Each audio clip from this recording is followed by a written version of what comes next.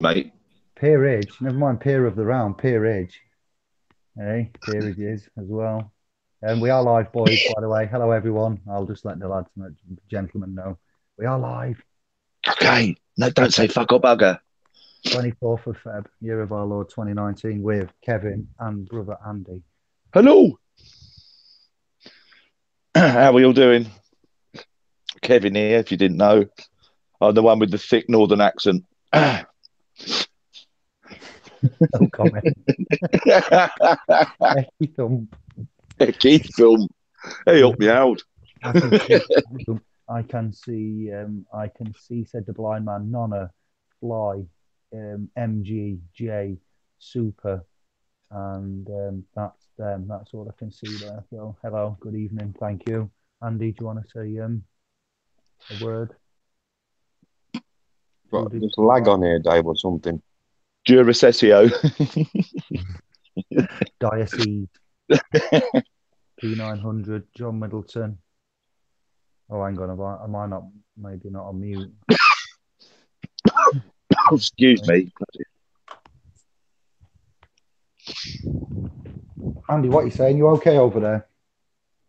There's lag. You've There's got low. lag. Lag. Where you been flying? Where you been? There's lag. There's echoing. There's everything going down. I haven't got any echo here.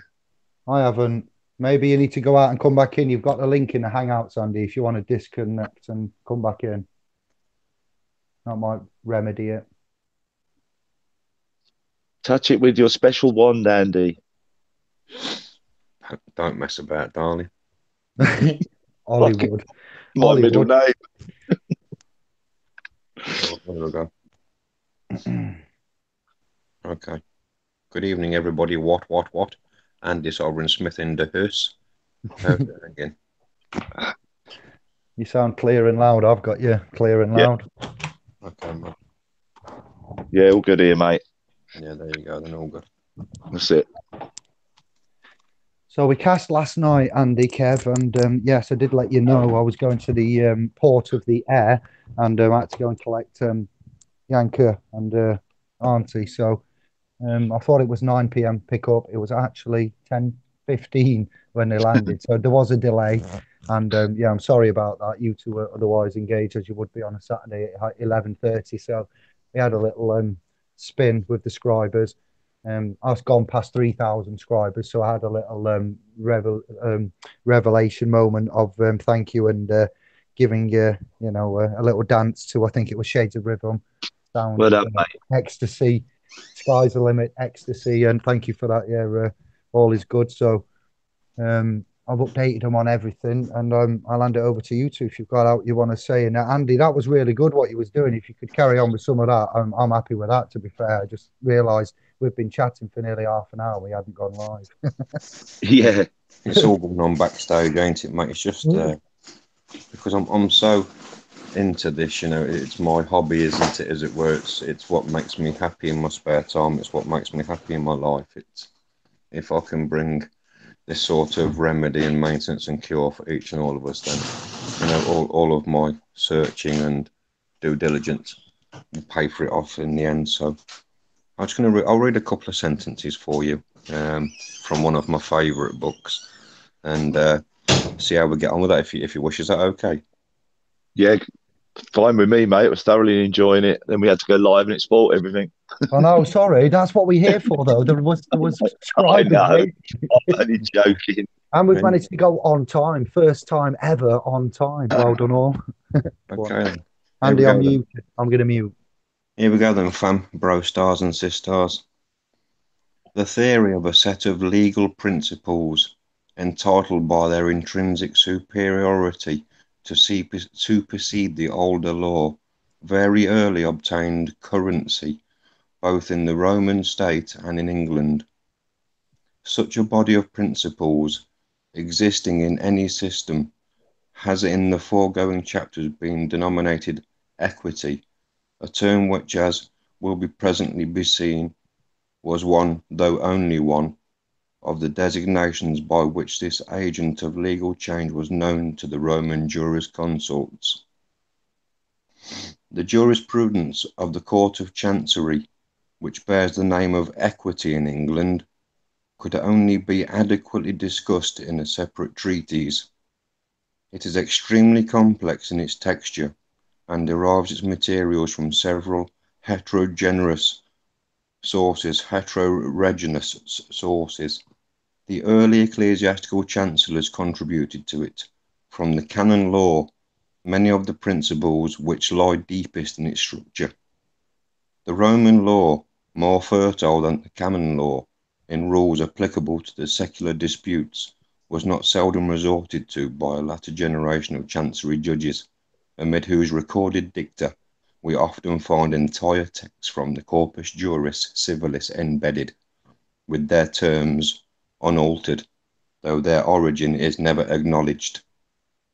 Still more recently, and particularly in the middle and during the latter half of the 18th century, the mixed systems of jurisprudence and morals constructed by the publicists of the Low Countries appear to have been much studied by English lawyers, and from the chancellorship of Lord Talbot to the commencement of Lord Eldham's chancellorship, these works had considerable effect on the rulings of the courts of chancery.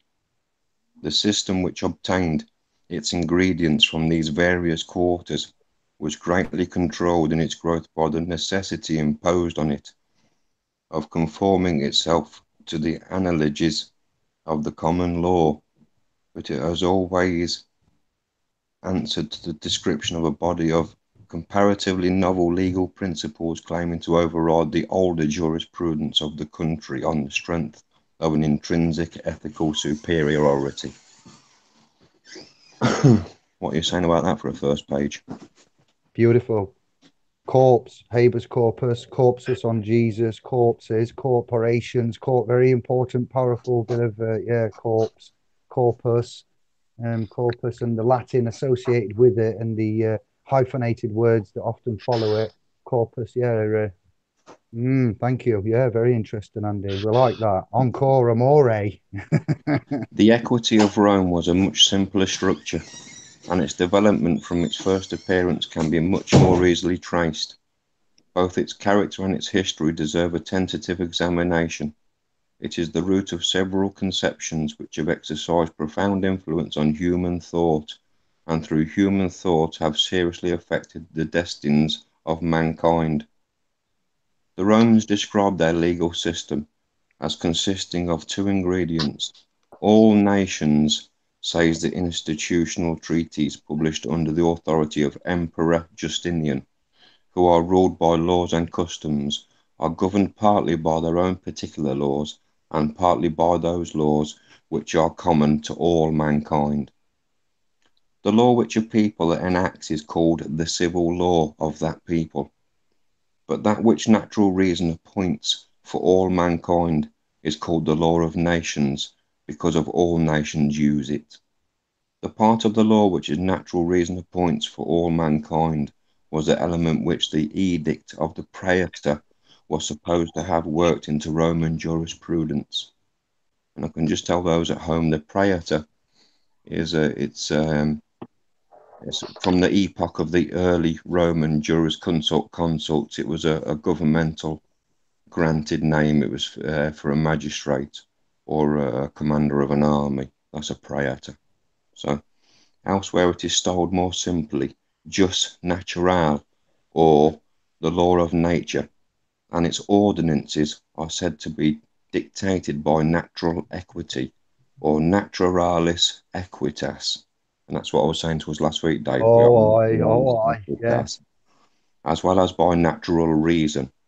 I shall attempt to discover the origin of these famous phrases, law of nations, law of nature, equity, and to determine how the conceptions which they indicate are related to one another. The most superficial student of Roman history must be struck by the extraordinary degree in which the fortunes of the Republic were affected by the presence of foreigners under different names on her soil. The causes of this immigration are discernible enough at a later period, for we can readily understand why men of all races should flock to the mistress of the world, but the same phenomenon of a large population of foreigners and denizens meets us in the very earliest records of the Roman state.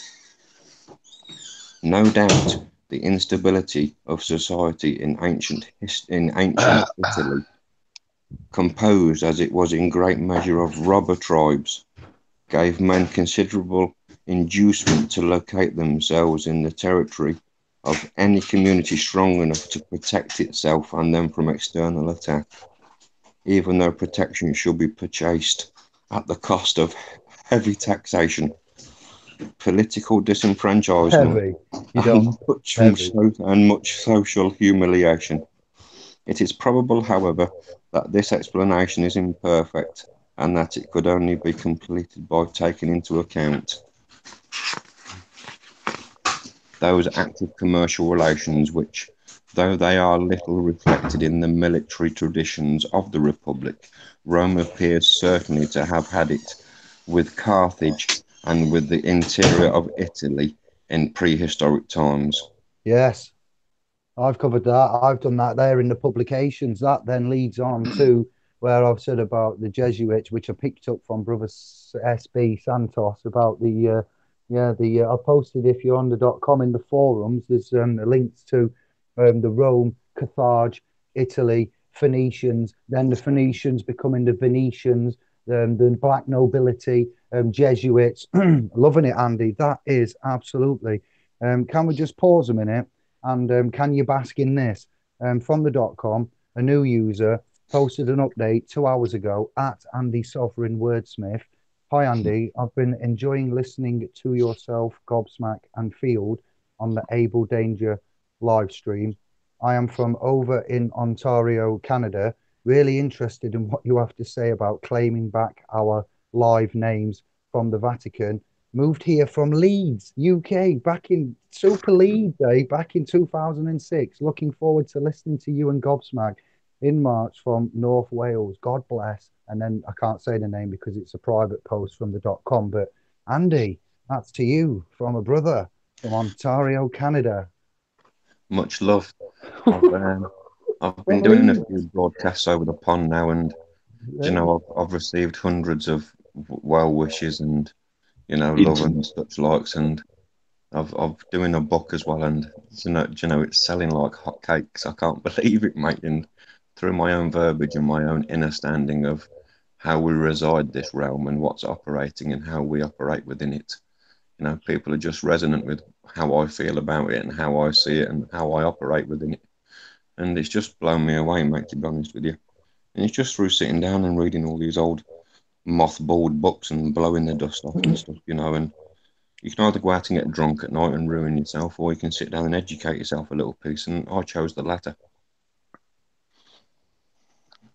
Yes, nobody forces you to do this. It's in an age of open information where it's pouring down upon us like the picture of Aquarius. Ignorance is a choice, is what Brother Andy's saying there. If you're ignorant now in this day and age, it's by your choice.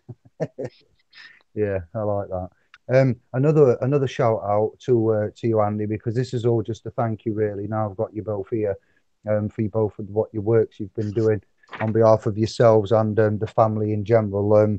From SPOs again, I can't say the name. 8 hours ago. Hello to all. Started this journey of discovery from watching Field on Able Danger. Fascinating stuff for sure. I will look forward to applying this information in my life, and if God wills it, helping other people. I believe in the intention of what is being started here, so I didn't mind contributing 1 hour's wages to the cause. Thank you all for the work that has been put into this great effort. So yeah, there's somebody new as well. There's a lot of flow from the pond, USA, the Americas, and we are managing you all as best and as efficiently and as quickly as we can. We are mainly there is 2 others missing from the team of SPLs from the website other than myself, Andy, and Kev, which is Greg and Josh, and that's it. That is the team of 5. We are the Phi cycle, the physical.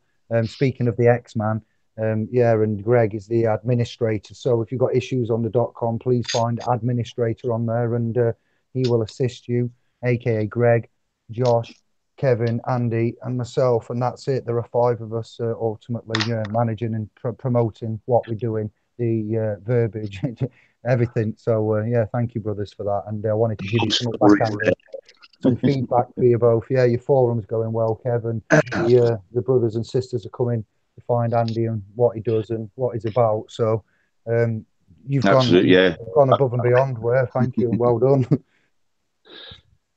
Absolutely. The just natural or law of nature is simply the just gentium or law of nations seen in the light of a peculiar theory. An unfortunate attempt to discriminate them was made by the jurisconsult Ulpain.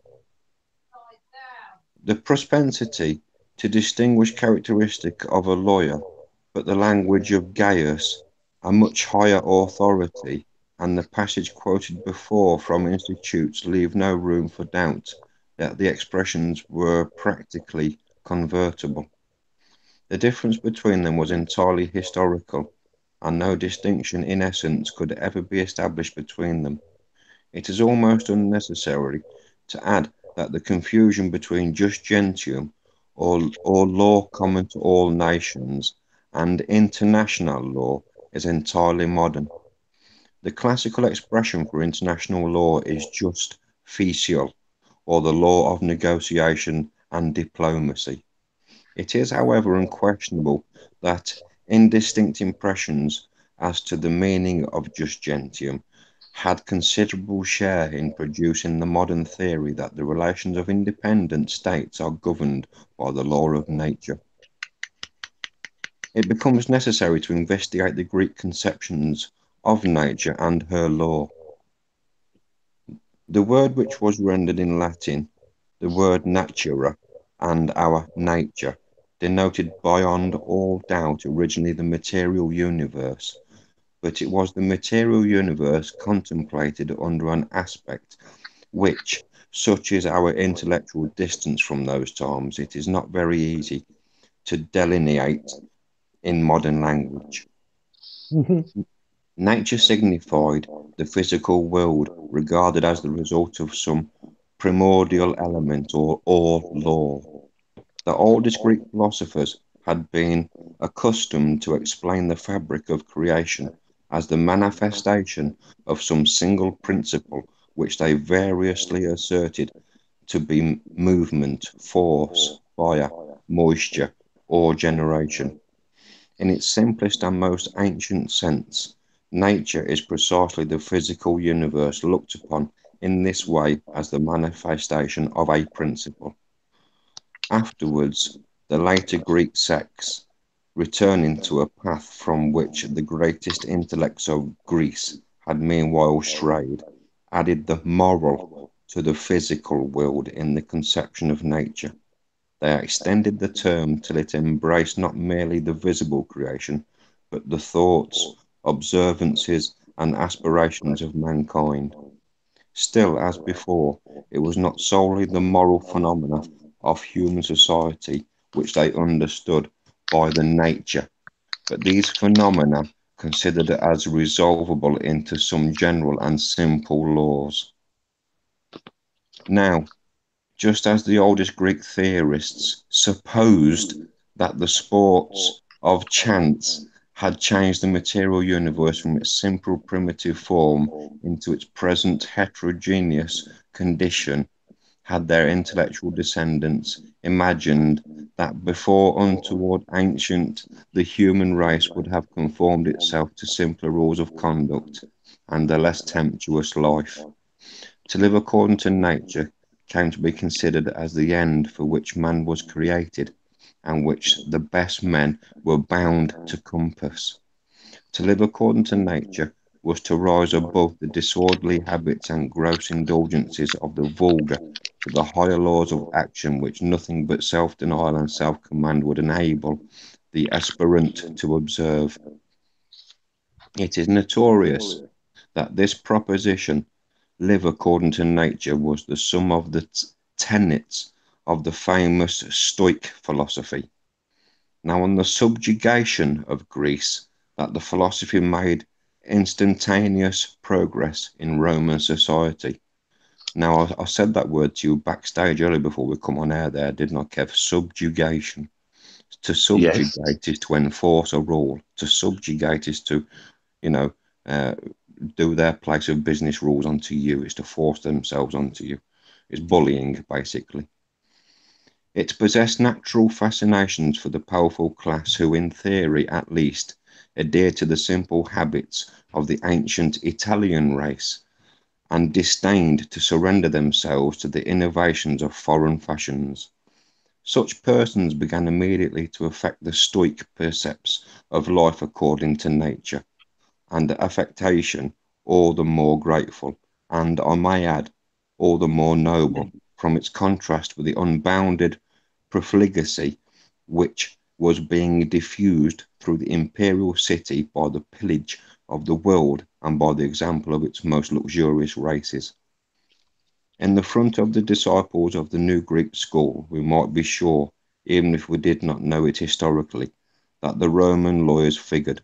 We have abundant proof that there being substantially but two professions in the Roman Republic, the military men were generally identified with the party of movement, but the lawyers were universally at the head of the party of resistance.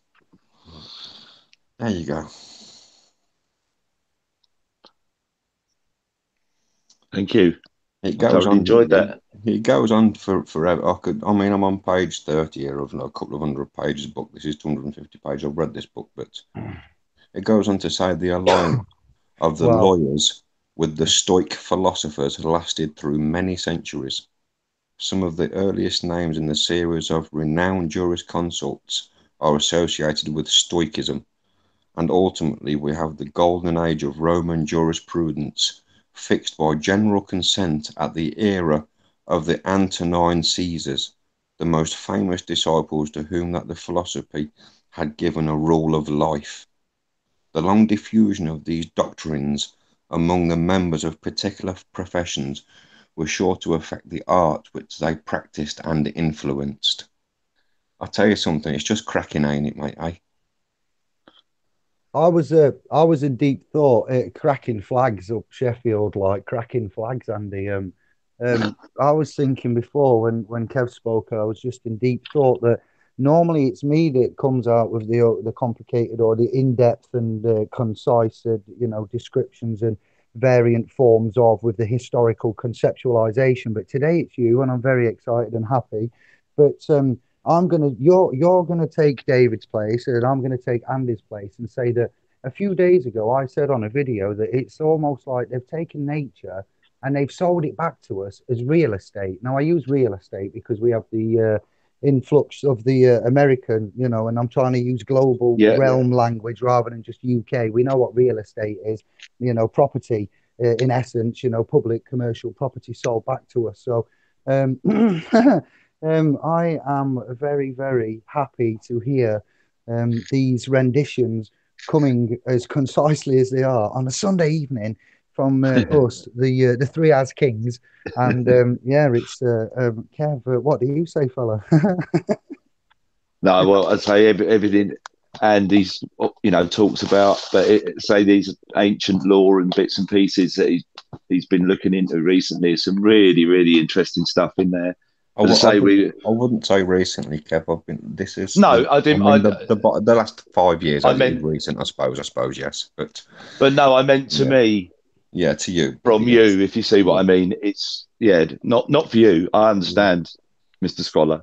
I have some in light of recent upcoming events. I would like to 5 minutes to read something. I've been doing some research and digging, boys. You know me, and Oh, not Postman Pat again, David. others have. Hey up, I'll make a rug out of you one of these days. I know, I can feel it.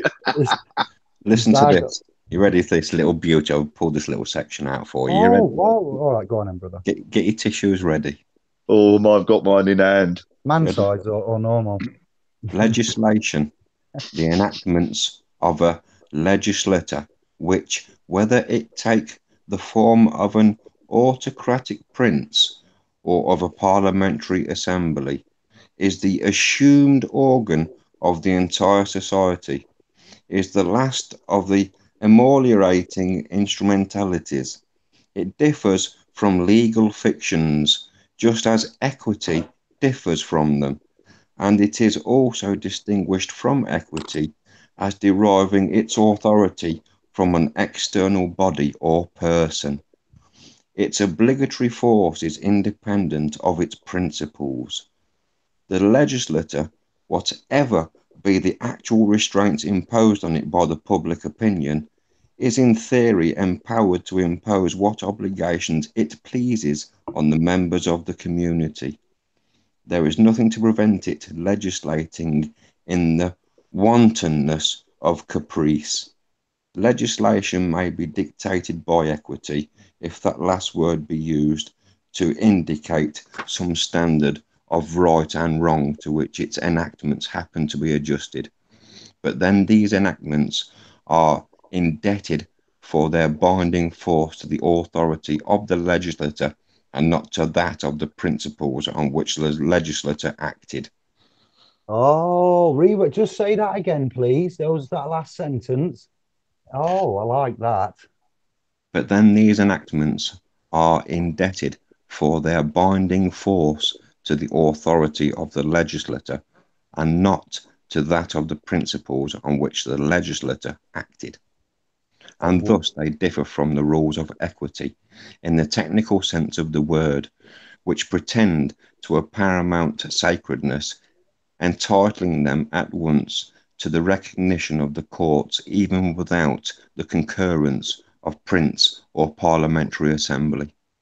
It is the more necessary to note these differences because a student of Bentham would be apt to confound fictions, equity, and statute law under the single head of legislation. They all, he would say, involve lawmaking. They differ only in respect of the machinery by which the new law is produced. That is perfectly true, and we must never forget it. But it furnishes no reason why we should deprive ourselves of so convenient a term as legislation in the special sense.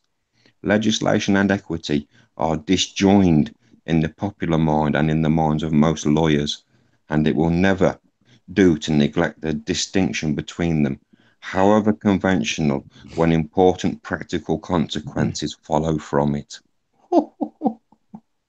yeah, they are legislation. Well, you see, I've said many a time that the statutory level code, the public code, that's what the penal code, yeah, they call them laws. The laws are the public laws, which are codified laws. So we recognize the civil codified laws. The criminal laws are the Ten Commandments that are written down that man shouldn't do, if you like, in essence, kind of argumentatively. But yeah, we've got the coded side of these things here, which is yeah, it's very interesting to say the least. The structures and the layers of everything that you're going through, natural, and then the public statutory. So what do I call it then? The statutory, the mandated statutory codes come out of Westminster, and they are by default upon assumption upon your person, and you are assumed to be your person. So that's why the legislative rule of Westminster is so strong, and in fact, the Crown, you'd argue, of London to extent, and the corporation there. But the police are operating on the public codes, the civil infractions, and what do they call them? Criminal offences. You know, it's either the criminal act or you know, it's an offence and an infraction. Civil or criminal is how we divide it, and they mix it and muddy it up. And these public codes, as such, yeah, they are right to say that they are disjoined because we will argue that equity is a nice remedy that we can get from acting in personam and knowing the right verbiage and capacity status to call upon to get the equitable remedy, so we don't suffer the benefit in the trustee position in the public constructed trust or a misconstrued relationship. So we've got quite a lot of dexterity now, luckily for us, and the understanding of the judiciary instruments, positions, and codes and laws, but it runs parallel to common law, and common law is also, as I've said, and you've understood and said and cognized in the Westminster Code is common law, but common law is also common law. So you've got two lots of public code. No matter how many versions of us you think there are the common law in the public. But as we reside in the private as men, we are also due to follow common law, but we also have the equitable remedies at our disposal as private men because we are in personam. So that dictates what law we follow, our status. So once we get from the, geez, Louise, for a Sunday night, we're cracking on here, but I'm going to yield. But I've said my point and my piece, and you get where I'm coming from. So we are going, what we're doing now is going inception on the law system. You see, we've done the judicial realm, the language. And with Andy's help, we can go in the layer on the layer on the layer, like an onion. I yield. Andy, onions. These ain't onions, boy, but they'll make you cry, let me tell you. Yeah. I just see Andy with a load of books around him. Brilliant. Absolutely. I'd like to, yeah. So, with that said, Kev, if you've not got anything to add, I'd like to read you something that I found. English Norman history. I'm researching about Wales and what's in Wales and what I know about Wales for obvious reasons. And this is a little piece for you as well then. Unlike their invasion of England, the Norman penetration into Wales took place very gradually after 1066. The new King of England, William I, the Conqueror, quickly secured his English kingdom by establishing earldoms along the Anglo-Welsh borders at Hereford, Shrewsbury, and Chester. But it wasn't long before the new Norman lords began to look at expanding their lands westward into Wales, boyo. William himself led a military expedition across South Wales to St. David's in 1081 and is said to have founded Cardiff on the way. Throughout the 1080s and 1090s, the Normans penetrated areas of Wales, conquering and settling Pembroke and the Vale of Glamorgan in South Wales. England's King Henry I, William's youngest son, encouraged large-scale Norman settlement in South Wales, building the first royal castle at Carmarthen in 1109. The Welsh princess refused to submit, however, and took the opportunity to reclaim land from Normans when some in English royal family feuding took place following the death of King Henry, 1135. There's not too much, don't worry, guys. It's just a nice bit to, follow on with. Lewin the Great, Lewin IV, the Welsh, were truly united when Lewin IV, Lewin the Great, became Prince of Wales in 1194. Lewin and his armies drove the English from North Wales in 1212. Not content with this, he reversed the trend of conquering, taking the English town of Shrewsbury in 1215. During his long but peaceless reign through to 1240, Lewin resisted several attempts at re-invasion by English armies dispatched by the then English King Henry III. Following his death, Lewin was succeeded by his son, David, the only guy in the village. Dafydd. It is actually David, isn't it? As in the gay in the village. Sorry about that. Princess of Wales from 1240 to 1246, and his grandson Lewin II from 1246. The really You shouldn't bad news. judge others by your standards. I shouldn't know, but it takes one to know one, Andy. That's what I'm saying. It's programming. It's just programming, cognitiveness. With God's help, I will conquer this terrible affliction. Really bad news for Wales happened in 1272 when, following the death of King Henry III, his son Edward I became new King of England. Now Edward appears to have a disliking for all Celts in general and Lewin ap Gruffydd in particular. Edward achieved the conquest of Wales through three major campaigns and on a scale that he knew that the Welsh could not hope to match. The first invasion was in 1277. It involved a massive English army together with heavily armed cavalry that pushed along the North Wales coast. Lewin's support was limited in comparison, and he was forced into accepting King Edward's humiliating peace terms in 1282. The Welsh, led by Lewin's brother David, were provoked into revolt against the English in northwest Wales. Edward responded with a further invasion. This time, Lewin was slain at the Battle of Irfon Bridge on the 11th of December, 1282.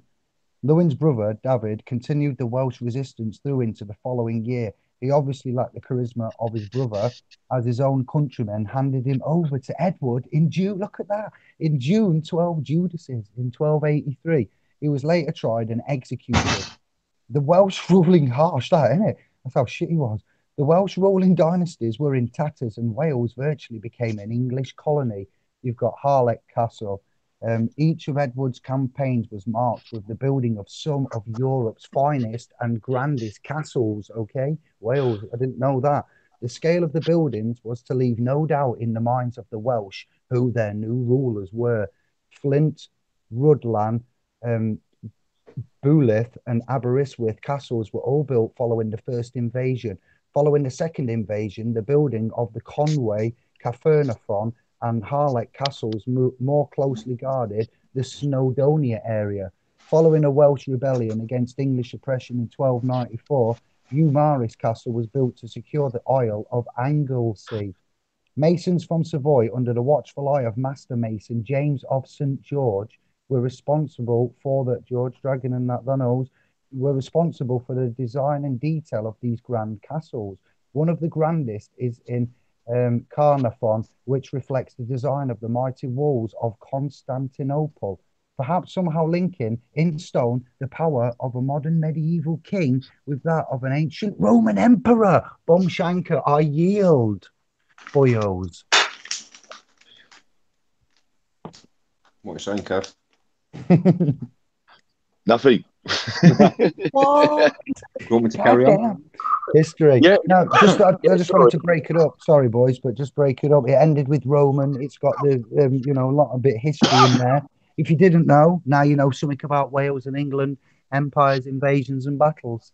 Go on, Andy, kick it, brother. Very interesting it was too. No, I'm thoroughly enthralled in whatever's been going on both sides. Well, we've been invited to Wales, Dave, haven't we, to Llangollen? Yeah, so I've been Hello. researching. I'm being sent stuff. People are on it. Thank you, Tube, for all that you're doing as well and letting us know and finding out. Ring of Steel, Wales.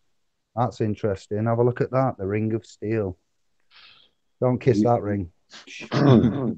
The earliest notions connected with the conception, now so fully developed, of a law or rule of life are those contained in the Homeric words themis and themestis. Themis, is it well known, appears in the later Greek pantheon as goddess of justice, but this is a modern and much developed idea, and it is in a very different sense that Themis is described in the Iliad as the assessor of Zeus. It is now clearly seen by all trustworthy observers of the primitive condition of mankind that in infancy of the race men could only account for sustained or periodically recurring action by supposing a personal agent.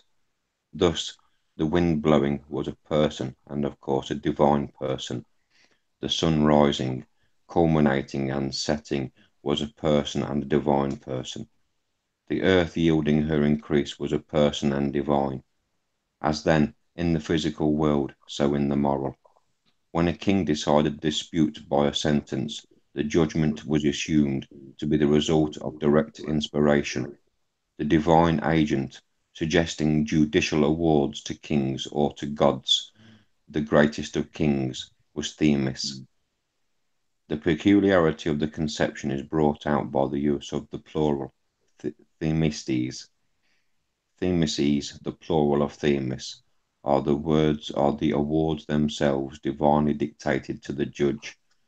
Kings are spoken as if it is they that a store of Themis is ready to hand for use, but it is most distinctly understood that they are not laws, but judgments.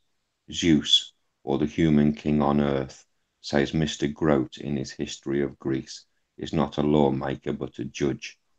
He is provided with Themistes's, but consistently with the belief in their emanation from above, they cannot be supposed to be connected by any thread of principle.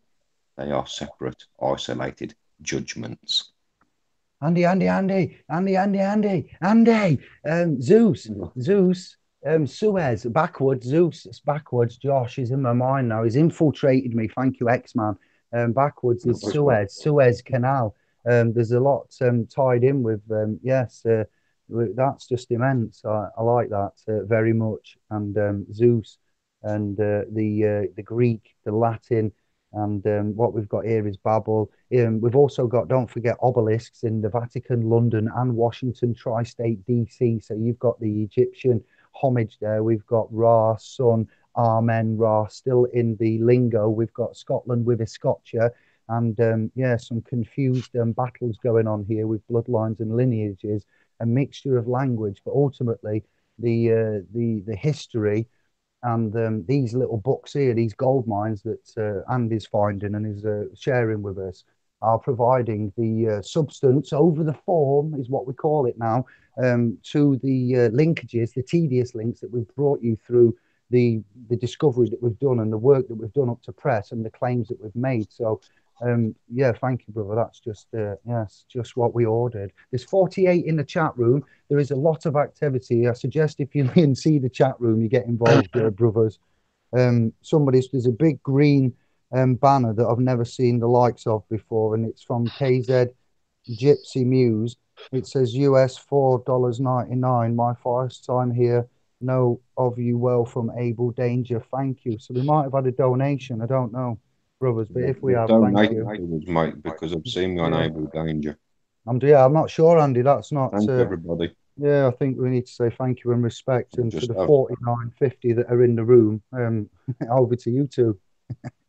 Thanks, guys. People putting money in. Yeah, I'm going to be going. I'll be back inside in a sec. So I was looking through the room, so I shall catch up on that and see if there's anything interesting. Then just a couple of minutes. We in England are well accustomed to the extension, modification, and improvement of law by a machinery which, in theory, is incapable of altering one jot or one line of existing jurisprudence. The process by which this virtual legislation is effected is not so much insensible as unacknowledged.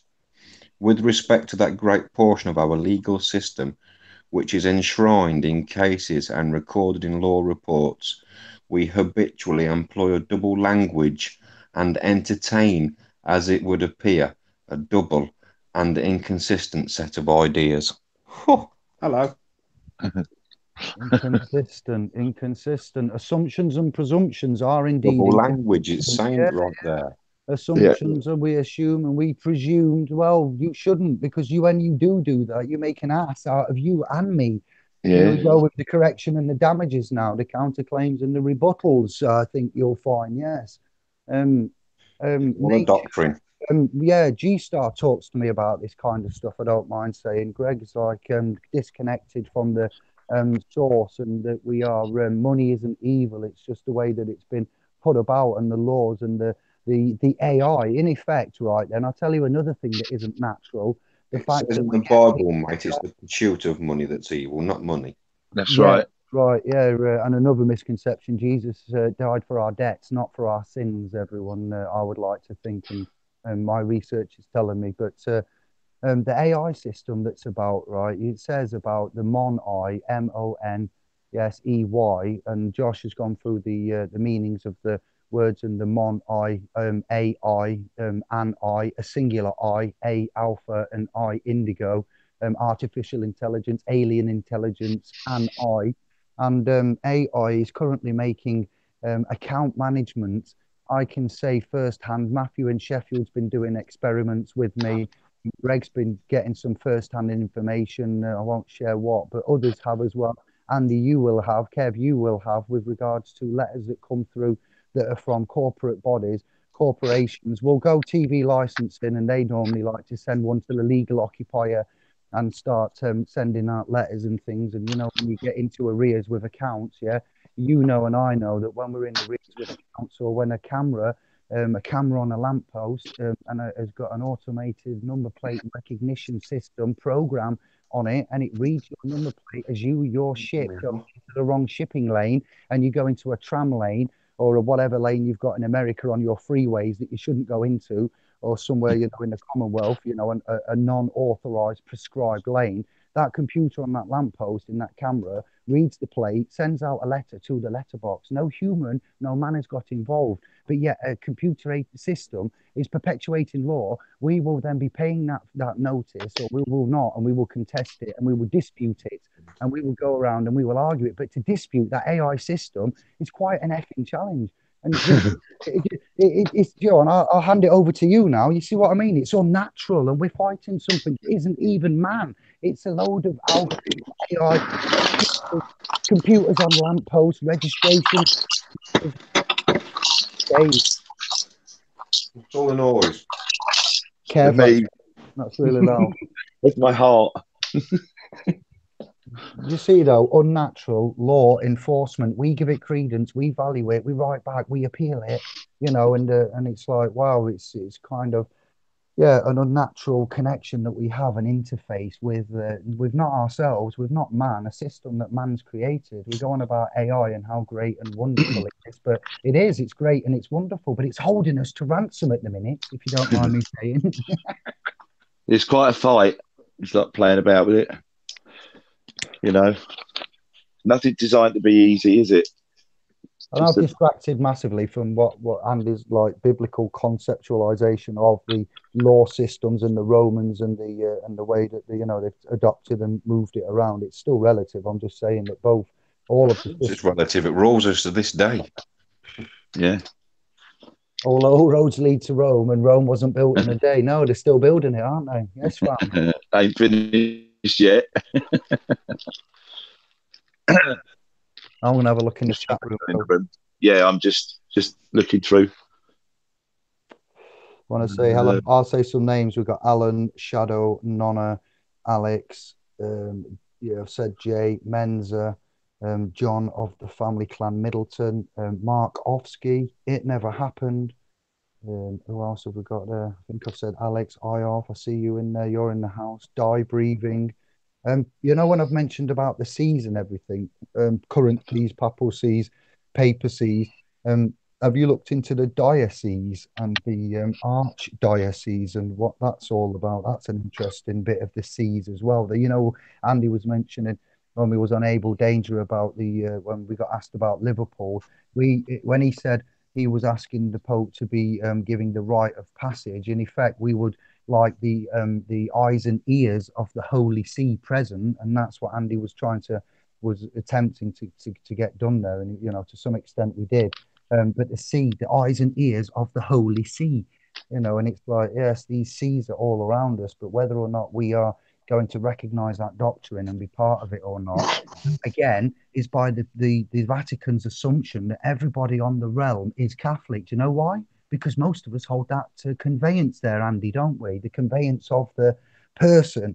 If we have that conveyance of the person, it's kind of like, I'm not speaking for myself, but it's kind of like you have been baptized into the Roman Catholic doctrine. And that's why he assumes everybody on the realm to be in the doctrine and under this assumption, presumption, and governance of what? Of fuckery, I'll say it. Oh, you little devil. No, there is no assumption. Every person is under that governance. It's I don't want to. Sorry, no man is, but every person is. Go on, do it. Yeah. That's it's a force of law and rule for persons, and it's for each and every one of them. If you want to be a person, that's lovely, but it is what it is. Off you go. Like I've said, it's a conveyance. It's an instrument. And you have to convey your instruments. You have to implement it correctly.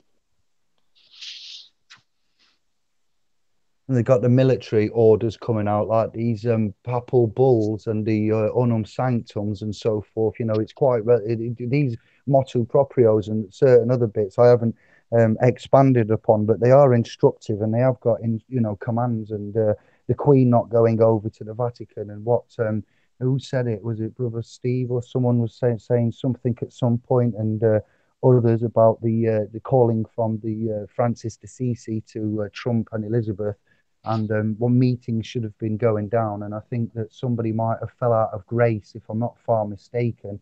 It goes quite deep. I know we're on YouTube, and I don't want to be claiming too much. I'm not claiming. I think from my understanding and recollection, movements, the chess game pieces have been moved. And when we heard about Heather and the treasury routing accounts, and we suddenly thought we was all instant millionaires, and access to the TDAs, we actually found out that orders had come from the house of there, and they had got ordered to make the big pot into littler pots and are manageable and gettable because the times of are over. And whether that be astrologically dictated or dictated feudally or something, from realm wide here, I don't know. But yeah, that was interesting. I remember. Do you remember that, boys? When we all thought we was millionaires. That was a laugh, weren't it, for a month? Yeah, for a couple of days. These so-called remedies keep coming around, but they're not remedies, and they're not the truth. What Andy's got there in that book is Yeah. history. He's got it in black and white, and you can see the historical conceptualization and the skullduggery. And these books haven't got a nice way of putting it. What he's telling you there is basically we realise we fucked them all up, the jollies, but there was no other way to do it. And to get the money, we had to get the money, so they did it. Yeah. We were And pretty upset about it at the time, but we got over it.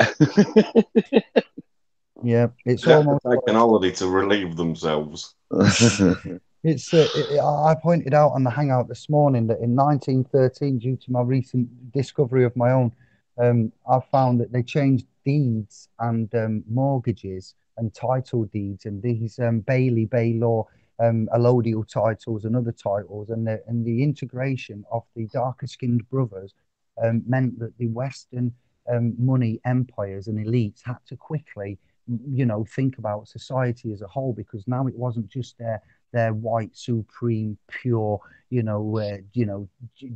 can't even put it, I can't even speak it just pains me to, but how they think.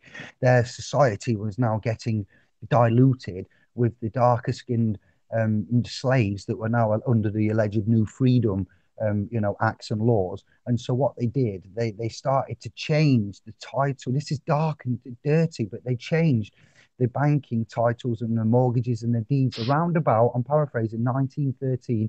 And they also then started to change. We know in the 1960s, they took away etymology from us. Some 40 something years later, they started to take away the etymological values and the civic values from the education, because they knew that if the true, and I'm going to say the word Moorish here, and beneficiaries in the same breath, Moorish beneficiaries, if they knew that those kind of folk were going to get the education and the tools and the instrumentation to then turn around and do what we're doing tonight on this Hangout and others are doing around the realm, and looking at the fundamental application of the divinity, the dominion, the beneficiary, the grantor, the settlor, and correcting it all. If they ever got like this, then they'd claim back what was theirs, and that is the world's biggest estate, the realm itself, and all of its mineral and wealth resources. Mineral and what is it? Resources. I forget now. And that's what they would learn to do. So we got dumbed down. So we were the collateral. Their own bloodlines were basically subjugated to a new rule and doctrine, just so the darker skinned ones didn't. And these aren't my words, and this isn't my ideology, but it's being put to me. Historical since the 1900s, what's happened and why we all find ourselves bound and bonded as we do when we are the rightful heirs alongside the others to the estates as well you two both know. So yeah, that's quite dark and sick, isn't it? But it sounds like something that they would do. And Black's Law, furthermore, Black's Law dictionaries and the Black's Law and these distinctions and definitions and languages were introduced just so these darker skinned blacks could be bonded by the Black's Law. What? I yield. Yeah, we were discussing that the other night, weren't we? The Black's Law. Come on, that's it. Go on, Kev, take it away. I saw something, fairly recently on that, and they were saying that it's Black's Law. Very interesting article about Black's Law. Actually, that is what it was for in the slavery. That's what it was written for, and then it's just been brought onto us, which was a really interesting article. I'm sure I've got it saved somewhere. Mate, I can cover Black's Law with one word. Theory. Yes. Theory. That's all it is. It's Blackstone's theory of law, much like the Roman Empire jurisprudence. The jurisprudence is their theory from their jurisconsults. Blackstone's is his theory. It's everyone's opinion. Yeah. Go to the hospital with something wrong with you. You're going to hear their opinion. Everywhere you go, it's an opinion of man. Yeah. Go and buy a dog. In his opinion, it's the best dog this side of the Watford Gap. You know, hello. Yeah, hello. Well, Ooh, hello. getting close. Can you hear what I'm saying here? International superstar that you are now. What is at the end of the day, mate, what we're dealing with here, and even that is your opinion, what you've just speculated there, brother. And all as I'm doing across the pond is emulating and reverberating my opinion. It just so happens that it resonates because it's the truth. But what is we are dealing the whole realm with opinions. Go on holiday today and you have to deal with the opinion of the pilot, whether he's going to take that plane off or not today. Everybody's opinion counts, you know. It's you've got to compel them to it too. That's what it's all about here. Controlling it. Oh, we have got an international chat room now. They're talking about Trump. Jay, it's difficult for me to believe Trump's comment was real. Nana's interjecting. We've got the Scottish interjecting with the American. This is brilliant. It's so lovely. Thank you. Does anyone here believe that Donald Trump made the remark in tweet about 5G and 6G as a trick to deep state? That could be. There's a lot of yeah. I've never been on Twitter. I couldn't tell you. I don't know what it's all about. I did see the supposed tweet in a few places, but I take it with a pinch of salt. To be honest with you, I don't know. That's the truth. I don't know. What can you trust? I don't know whether it's true or not. Okay. Law is the Matrix. When you're all going to move to nature, ND, and find our islands from Cat Ness. When you're all going to move to nature, ND, and find our island. Oh, wow. We've got our islands of our own. They've been invaded by the crown and the boat people.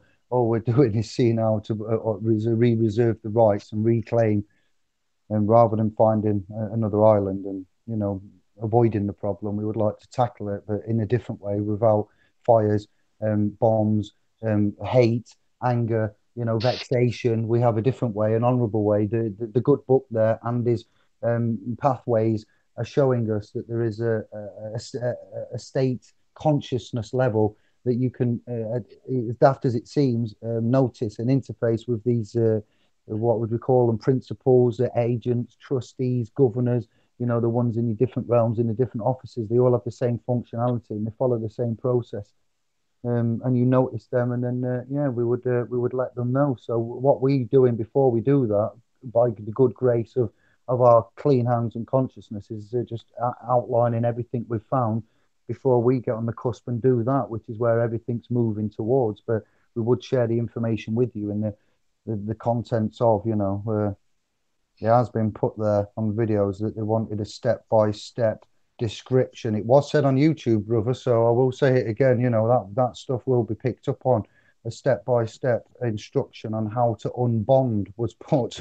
I told you, Andy, that's what I heard him say, and I'm like, whoa, that's some years of research to put down in a step-by-step, and it's not actually been put down in stone. We've got the basic premise of it due to the historical, you know, lineage of which we've found, and the movements and the agreements and the trusts and the papals and the proclamations. So yeah, it's now time to present it and put it into what we've said, isn't it, Andy?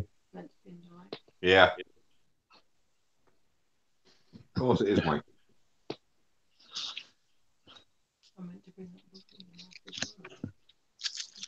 Can you see the chat room, Andy, tonight? No, yeah, mate. your comments. I've seen. I'm on my phone, aren't I?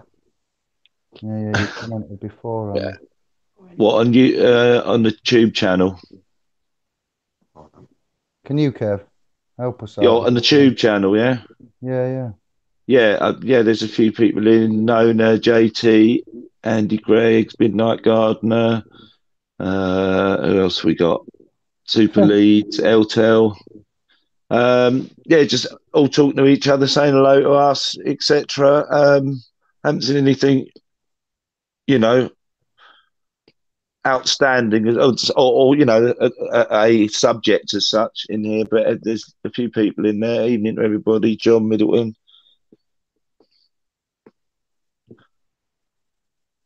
Yeah, there's a few in there, mate. Say nothing, just it sort of chats between themselves, if you see what I mean. Yeah, I'm scrolling down. I've done them all. I'm in the Yeah, top chat. So yeah, it's getting to the me Trump. too.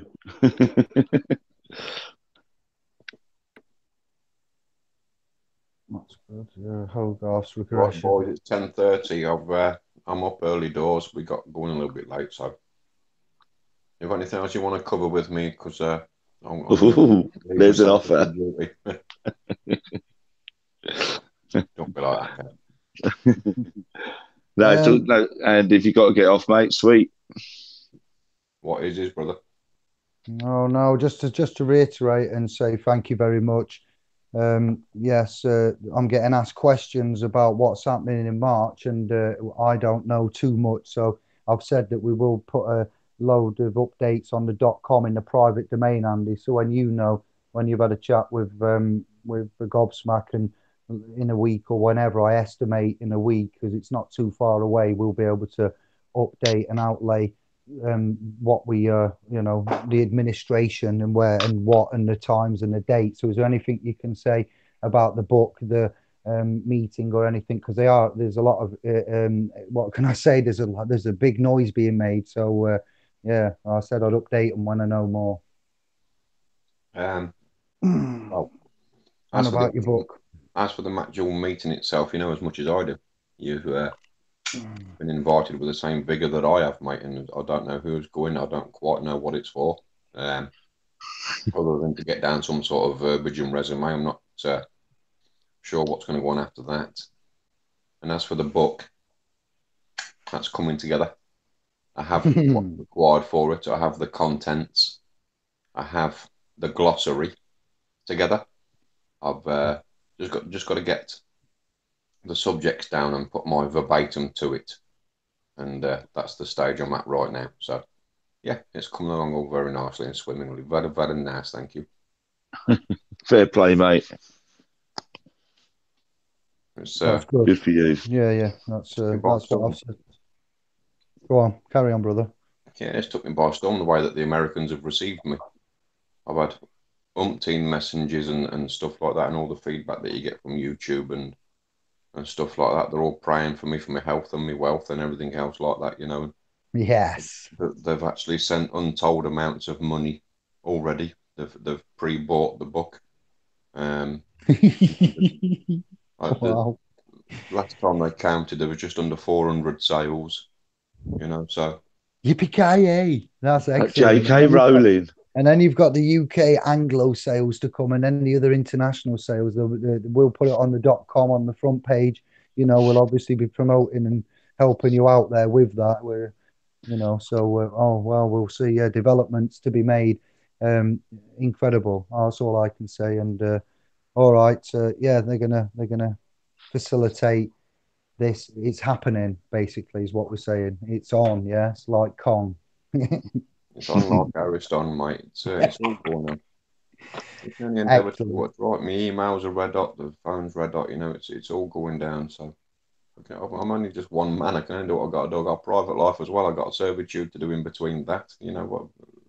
Give me a Yeah, chance. well, yeah, we're going to have to look at the adaptive changes that we can make. I hear that. Yes, we need help with the .com. As I've said, there's me, the Kevin, Greg, Josh. So far, we need to build up the team, the family. And I am going to address my emails. Andy, we will let you go. These days are coming to an end. Let me tell you now, you're too valuable to be behind that steering wheel on them landfill sites doing this. So hopefully your due diligence and your sacrifices that you've made and shown and your worth and you've proven yourself. Hopefully, the universe is now going to reward you and balance it back. The yin, the yang, the alpha, the omega. I yield. Yes, I. Thank you, brother. Much love. Bonjour. What's it saying here? Mark Offsky. You should do an audiobook, Andy. You're a lyrical gangster, mate. Well, Yeah. thank you, brother Mark. It's a lyrical assassin. A lyrical assassin, man's is. Yes. It's only my own belief. It's only what I feel is right and proper. You know, it's only my enactment. It's my role on the plane, if you like. It's the part I've taken. It's the part I've chosen. And there's no script. I've read the scriptures, and I'm just moving with what they say, and that's all as we can do. Endeavour to do that which is proper. So that's all as I've done, and I've only spoken. I've spaketh my gospel, and it just the resonance is there, and I'm trying to break away people's cognitive dissonance. Don't get them accepting all this shit from the system through acquiescence. Bring them back to a bit of layman's verbiage. Chuck in some sexy words now and again when compelling, but otherwise, bring it back to the nuts and bolts. Fee simple. Land tenure. Lovely jubbly. The people's proper prince. Yes, spoken. Sorry, brother. Just right on proper.com. Come on. It is what it is, mate. So Yeah, I'm just titling the book at the moment. I've got a couple of, should we say, names or callings or entitlements that I'm going to entitle it, but I haven't ultimately decided yet. But I want something that's good, something that's catchy, something I can don on my cap or on my t-shirt, so we all know what it is. It's almost like a brand, if you will. It's far foreign from what I actually know. I don't do marketing. I don't do promotion. I don't do selling. I can't do all that stuff, but I've got to try and do it in such as a way that we can all resonate to it and speak of it. Have you read the book yet? I might even just call it the book. Yeah. By Andy. Oh wow. Thank you. We got to say big thanks to Sister Nonna. I have seen some emails from you, Nonna. I haven't opened them or read them and had a chance, but I think she's transcribing whenever you or I or we, the family in general, go over to Abel Field. Then she transcribes and sends it across as an email. So thank you to Sister Nonna. She's keeping up with that. Thank you. Well done, Nonna. Thank you. There you go. All right, then. That's me. I'm going to chip off then. Thank you, everybody. Thank you for listening. Thank you for taking the time out, and we'll catch up soon. See you fruit week. Fruit strong. Have a good strong. That's what we call them. Me and Josh call them a strong rather than a week. Okay. Have an excellent strong. Might see you in office, eh? Okay. See you in a little while. Cheers, okay, try everybody. Thank you. Ta-da. You went Liverpool on us at the end. You went a bit Liverpool. Ta-da. Got rewards for a minute. It's our Andy with a quick reminder. Thou shalt not do bad. Sorry, Andy. Ta-da. Once you understand what it's, you get your head around what it's telling you, it's all there, isn't it? But the way Andy gets it across, I mean, I'm not surprised he's gone down so well across the pond. Really not. Yeah, it's when you're explaining authority and the inherence of it and the principality. That's those. There are key words that keep popping up in these. Once you see them, the principle. All right, this is where Josh helps me come in with the etymological.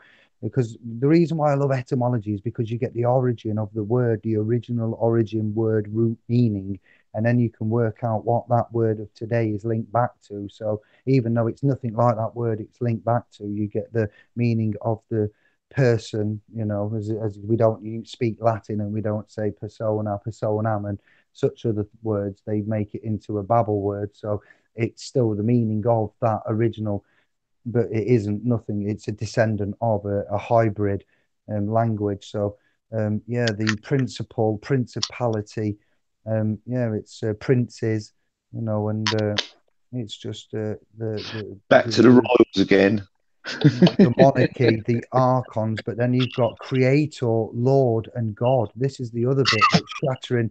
This is what's shattering others' minds, because where you've got in the scriptures, you shall not take the Lord's name in the Father's name in vain if you want to be delivered, and so forth. And this is where, I know these aren't Andy's words, but you go into the scriptures and there's certain bits of like, okay, he likes to go from the Genesis. He doesn't like to go from, but he says the other day on the field cast that he got a lot of time, influence, and ideas and principles from the Genesis. And he did say a couple of names, but I can only remember the Genesis part. And that's where he said that you will read that and others read it, but it will be interpreted in different ways, and it's the eyes and the ears bit, the size of the consciousness to actually read through and see the subtext in the text, or if you like, how you transmute that information and transmutation of it all. And that's quite, it's very, very, it's an art form in itself. It really is an art form. But yeah, he's very calm and he presents well. We've had a good rapport, me and him, with the Andy and Dave show, Yeah, and obviously you've come in and take part in that. So we it's did. just, it is what it is, isn't it? But he has got that. He has got that authoritative, self-appointed author. No, he isn't self-appointed. He's earned the position of respect and to some extent admiration because of his deliverance, and he's proven himself up to now. So that's the point that we make. It's down to the trust factor again. The only you trust your close friends and your family and whatever, and your network, and we have our trust. But to then go out and trust again in this realm is very hard, isn't it? Very hard. Well, so once you understand the machinations, then you can't trust anything. That's the reality, isn't it? It's all it just makes everything hard to deal with because it's all bullshit, basically. That's what I found with it. I You know, agree. it changes out, everything, because it's all a game now, and it makes it difficult, to have to deal with this stuff. But as I say, there's ways and means if you have to. Yeah, we're very humble and honourable. That's our problem. We're dealing with psychopaths and we're dealing with satanic worshippers that have got access to nuclear weapons, arsenals, fighter jets, armies. And this is what worries me, that our continents, and they're talking about Trump in the chat room. Yes, the right to do so. And I do encourage the political chat. We're not political advocates. We don't follow religion and we don't believe in politics. Every politician that I have ever seen, to me, has lied, has got into it for the money, is manipulated, blackmailed, gets bought out, sells the values, jumped ship. David Davis, Boris Johnson resigning in the middle of what I would still classify as the country's most important negotiations since the closure of the Second World War and the finalisation of that.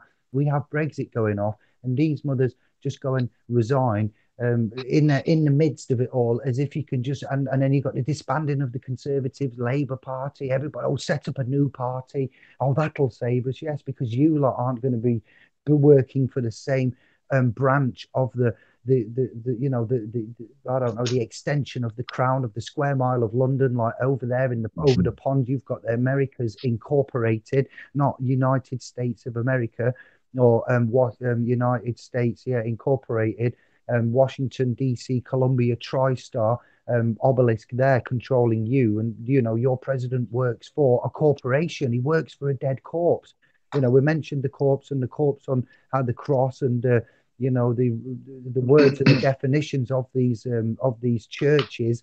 And the churches have somehow got into the corpses, the dead fictions, and the dead world is what is running out there. We are the living, and it doesn't recognize us. So they have given us dead identities, and we have been using them in the matrix to get about. And now what you're hearing is that your identities are simply a dead identity. That's why they're all capitalized, and that's what denotes the deadness of it, the fiction, the fact that it comes with your family name first over the pond and in Europe and the continent, and then it will come with, so it would be Jeremita, estate name first, debtor name first, Jeremita, then given name or Christian name because it's the Club of Rome. Hey man, what's your Christian name? Oh right, yeah, because I'm in the Christian club. Obviously, I'm going to have a Christian name because I'm in the Christian club. So it's like, well, no, my name is David. Well, what's your full name?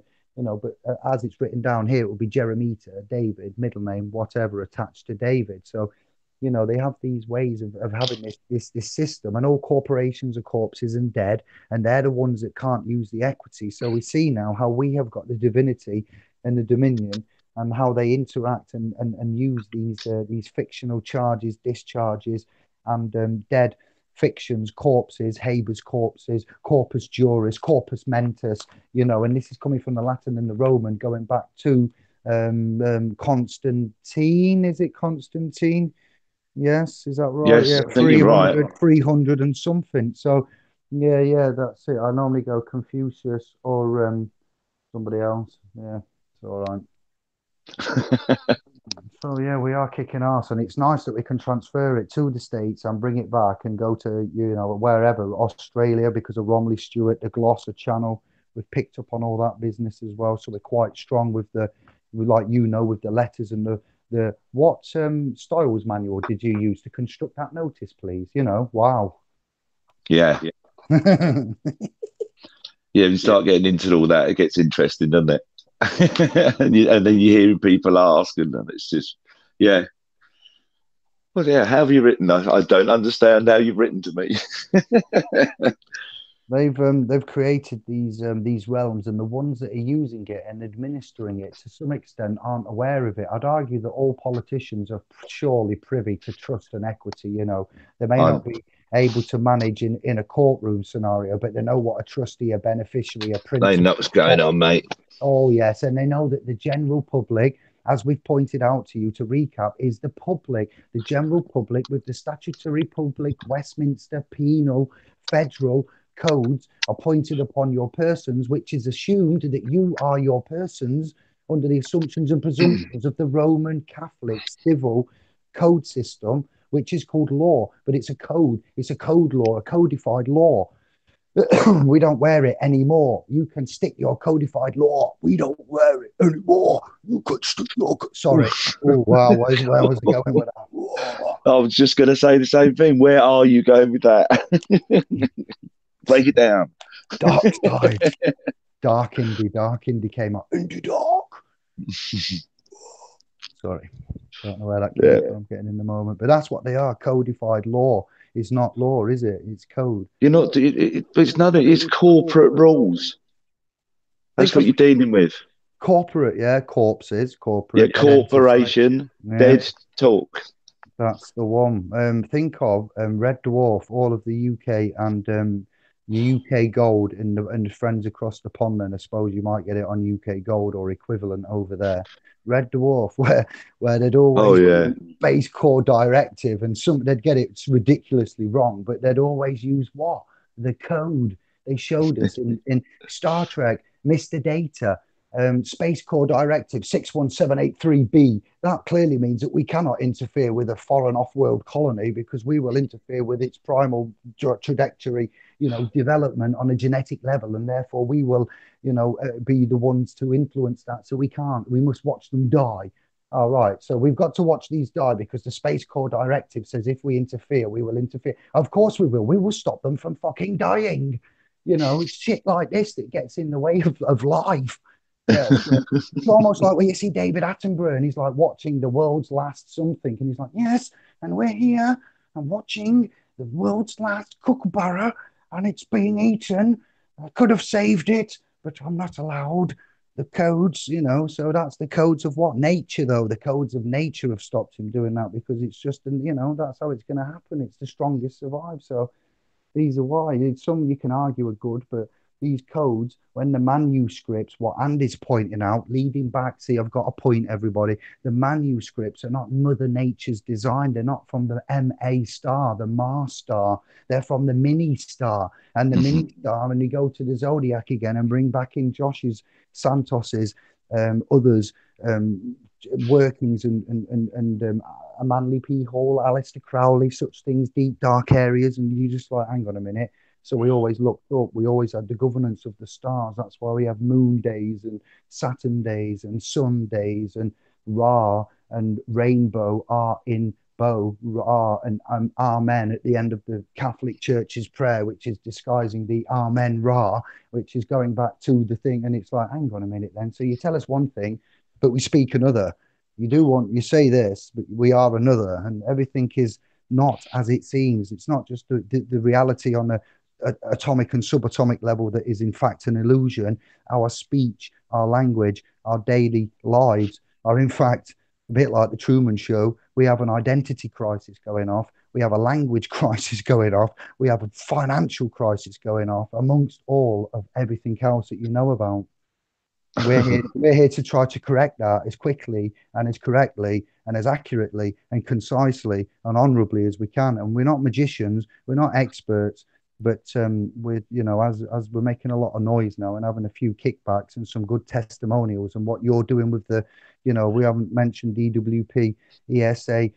What are they? Private corporation interface with our estates and trusts. Yeah, these agents accessing the estates and trusts and moving stuff around and making out like it's money that's precious, when really it's a God-given unalienable right that's there in our pots that they're simply managing as an administrator, and we're having to jump through hoops and go and do things for so many hours and prove this and submit and make declarations. Honestly, I am a cripple. Look, I can't walk, I've got no legs. Okay, I believe you. What do you mean I've had to go and prove that I'm a so-called cripple? No, I don't mean the word cripple, but that's how they view you, the cruel, heartless, emotionless system. What do you mean you're less able? Prove to me that you're less able. There's no trust there. You've got to prove it. You've got to get stamps. You've got to turn up. You've got to be poked and weighed and prodded and measured and catalogued and photographed. And then somebody will make a decision and go, actually, yes. Do you know what? We can see that now. Carry on. Well, honestly, if it was fun, you see what I'm saying here? It's really, really it's all bad. This is why it's all found out, Say even if DWP is private, all the agents they use to test you are private. So the simple argument is, well, I haven't got a contract with you and you're not qualified, etc., etc. It's just ridiculous. And they're earning bigger money by the amount of people they can strike off. It's not in their interest to keep you on it. And they've got, I don't know how people work there half the time. I really don't. I don't know what's wrong with these people. Yeah, when a public fund, a universal credit should be a universal credit without any strings, without any drawbacks. You've got a system there. They've paid into it. They're all workers. Most of the ones that end up on their arse have ended up on their arse because they've just had an interruption in inflow of money. So we have a benefit system. So as to be a benefit to hold off poverty, starvation, sickness, crime, misery, pestilence, depression, alcohol, and drug addiction, to name a few. There's a good 8 or 9 topics there, and that's everything people get involved with as soon as they get involved with the benefits. Universal entitlements. Yeah, waiting. Entitlement system. If you come to me and said, Dave, I'm on my arse, right, in your Kev, and you've got a family, and we didn't know each other, but you was in the trust setup and everything, and you was one of the, dare I say, 10,000 members when we get to that point. I didn't know you from Adam, but you was in the family, and there was an email account, whatever, and it managed to come in, and on the same day, I'm going, okay, we got a message, yeah, someone's in trouble, they're in the system, we need to assist them. Then I would feel guilty, and they are then by proxy part of the harm, injury, loss, and subsequent hardship to follow is then on them for their lack of action, support, belligerent actions whilst in a position of a public office, being salaried to do a job, and all they ever keep saying is, oh well,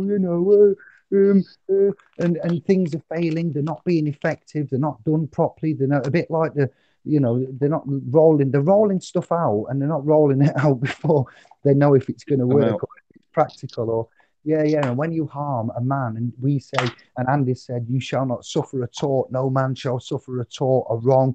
They've got these certificates for the love of Jesus. Oh, and they've got all these accounts, and they can just shift thousands of billions around if they wanted to, and they've got these offshore tax havens that we've pointed out. And the subsequent... one of them's the City of London. Offshore tax havens. Look at them. Once it goes offshore, that's why you have an inland revenue. So then they can go, aha, the inland revenue says we can send this much offshore. Inland talks to, oh, wow, it's just like the boat people are laughing at it, So it's, taxing is not something a sovereign can ever be made to be suffering for, because taxing wouldn't be of a sovereign, indigenous, non-alien, man of the landmass, what we're on now, English earth, we'll call it. If you're not, and you are an illegal alien, and you were classed as a military occupier. Hey man, are you an illegal occupier? Yeah, I'm a legal occupier. Right, okay, then you just admitted to be a public member of an army, the army of the war of commerce. All's fair in love and war. Well, love and war is the commerce, the commercial intercourse of the seas of commerce, not the holy seas now, where you have the ecclesiastical power. When we was in Liverpool and Andy was talking to the black priest, right from the Vatican, because we was in direct contact with the black priests that come from the square mile jurisdiction of the Westminster Abbey and in London, we had a connection from the Vatican and the seas of the Vatican, Francis d'Assisi of the Papal Seas, to bring that sea all the way to Liverpool to that hospital to surround me and Andy to go in there to get them out. That's what we had lined up with all of these airplanes and medical teams on the standby, the Holy Seas, but that's running parallel. Think of it like a radio station, a radio, and you want to go from radio 1 to radio 2 to radio 3, yeah, to whatever. They're all out there, but you've got to tune into them. The radio's got the capability of tuning into them all, but you can only tune into one at a time. So me and Andy are that radio. You are radios, and you can tune into whatever law on whatever channel you want, but you can't really use multiple channels because you're a radio. You can only tune into radio bandwidth 1, 2, 3, 4, you know, how the programs go. So if you want to tune into Radio 1, which is UCC commercial, and your public trading, all very well and good, and then suddenly you need to go and do something private with your assets in the church, you then tune into another bandwave, Radio 2 and BBC Channel 2. No, Channel 2, no BBCs, take that out, cognitive mess up. And you'd go into ecclesiastical realm, and then suddenly you needed to do something else, and you'd go into a common law realm again, you know, or contract realm, or trust equity realm. You know, there's different. So that's how you would manage it. You see, they are all separated, but they are also there. So the seas of commerce run alongside the papal seas and the holy seas, and the common law rule runs alongside them. They're all there, evident outside, but which ones you give credence to and see and tune into, yeah, whatever frequency you're on is the one that's and that's where the implementation of the instrumentation comes along. So then you recognize what level of law they are coming to you at, and you have to meet them at that same level. And then once you've recognized that, then you know how to respond and which way to respond to go to the level that you would like, and you become, you know, the one in control rather than you know, it's then dictating to you. If you ignore a controversy in law, it will get worse, and it will carry on. So a maxim, a canon maxim, is an uncontested maxim across the not the sands, but the time period, a long time across the centuries of time.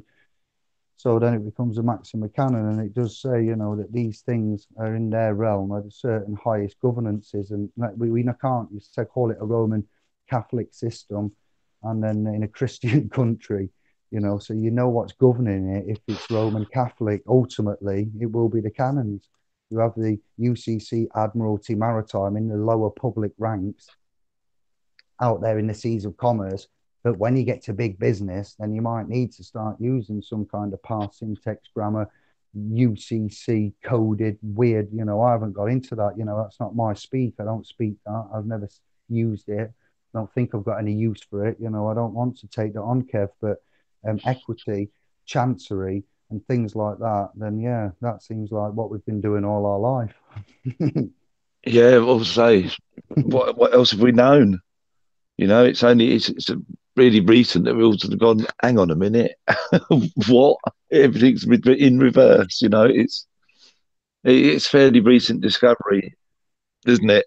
To the depth that we know now and where we're sort of leading with it, and the trust tech and all that. You know, a whole different place to where I was 5-6 years ago. Yeah, when you go on YouTube and say, "Hey, YouTube," the only thing that this legal Roman Catholic system hasn't got an answer for, we will give to you for free. And the only one thing it hasn't got an answer for is for when man knows who man is, and to afford the correct liability, and that his thumbprint is his only identity if there was ever to be a reason to identify a living clansman, a beneficiary on the earth. on the realm, then yeah, you'd use your thumbprints and you'd put David on it. So then there'd be a thumbprint and David, and that'd be it. David would have made his mark. Yeah, the man given name David, not my Christian name because I'm not in the club. Yeah, my given name, my calling, as it would be then. Yeah, my calling. And yeah, if you want to know about the legal side, if you're asking for my date of birth and my surname, then you're obviously asking for my person, but you don't know you're asking for my person because you're not legally trained. But luckily, we've done our research and, we find out that they don't know what a person is and what a man I is. And that's where we all start falling down immediately. I have my documentation for the person here. We are present. Yeah, we are. You see, that's it. Well said. You should get to the cognition now that you are a party at all times. You are not just a mind, body, and soul and a tripart on a on a temporal, on a spiritual level, but on a temporal level, you are a party. So there is a David and Jeremita. So that's what it says on the .com for my name, David and Jeremita. But Jeremita and David are separate. Yeah. David creditor, Jeremita would be the debtor Yeah, party. absolutely. So on notices, we makes others reading that will be saying, why do they keep saying we? Are they nuts? There's clearly we're writing to one person and they keep referencing themselves as we. So to a non-legally, lawfully trained representative from a corpse or a litigation specialist, they might even be call themselves litigation, but they won't be aware of David and his data fucking self. And there's an advert on TV. Sorry to swear, mums and dads, everybody, but it's really getting to take the piss when there's a TV advert with Dan and his data fucking self.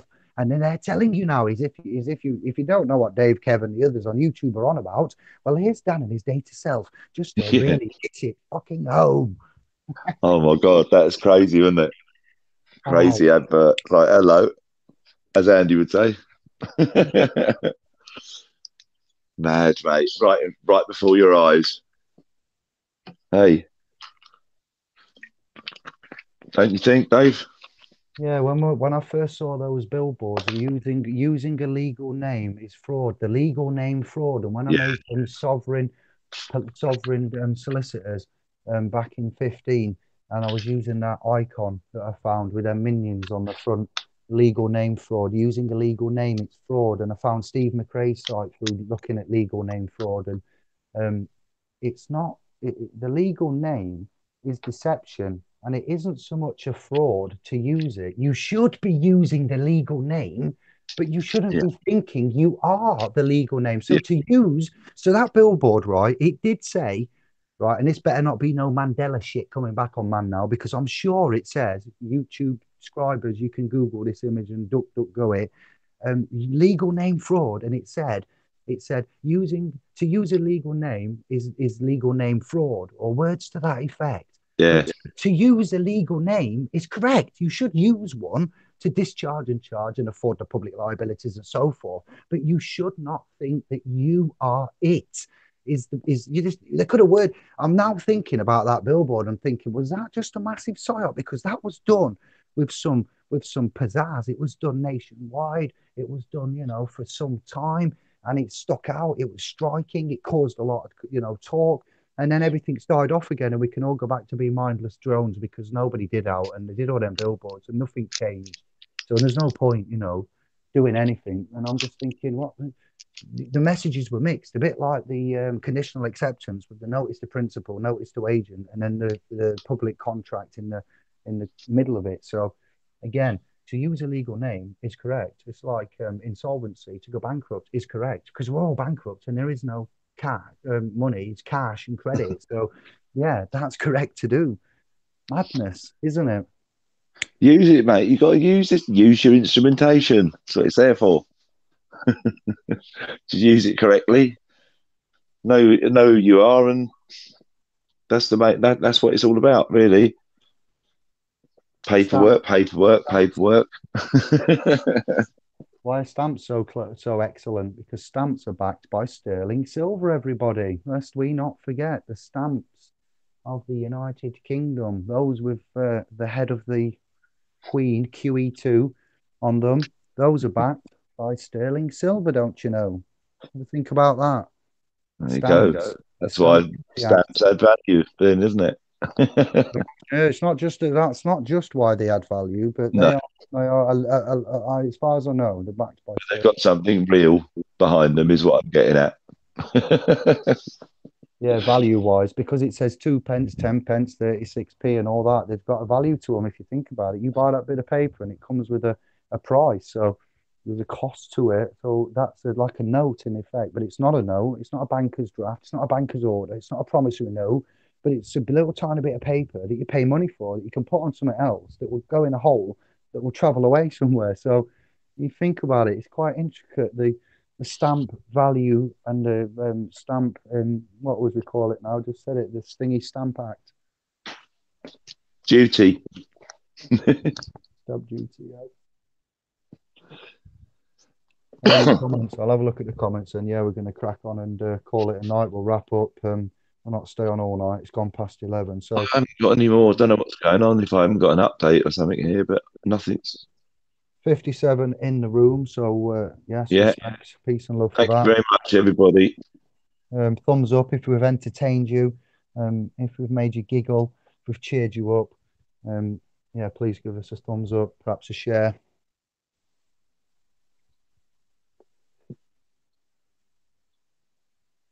Eye of Creator, Albert. I didn't see Albert sneak in. Albert of the Matthews tribe. Easy, brother. Cat Nest. Albert, how you doing? Stay safe. Oh, they're so loving. Lots of hearts. Sister Angela, didn't see you drop in. How you doing?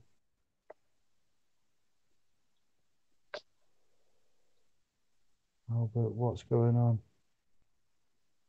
Dave, could you guys stop them chemtrails? Josh said something about it. Dave, could you guys stop them chem? No, God Lord, if you could have done that. Cat Nest, bless you. We had a man who proclaimed to cloud bust with orgonite in tubes that we used the power of intent. Raymond Reich, was it? Reich, oh, my brain.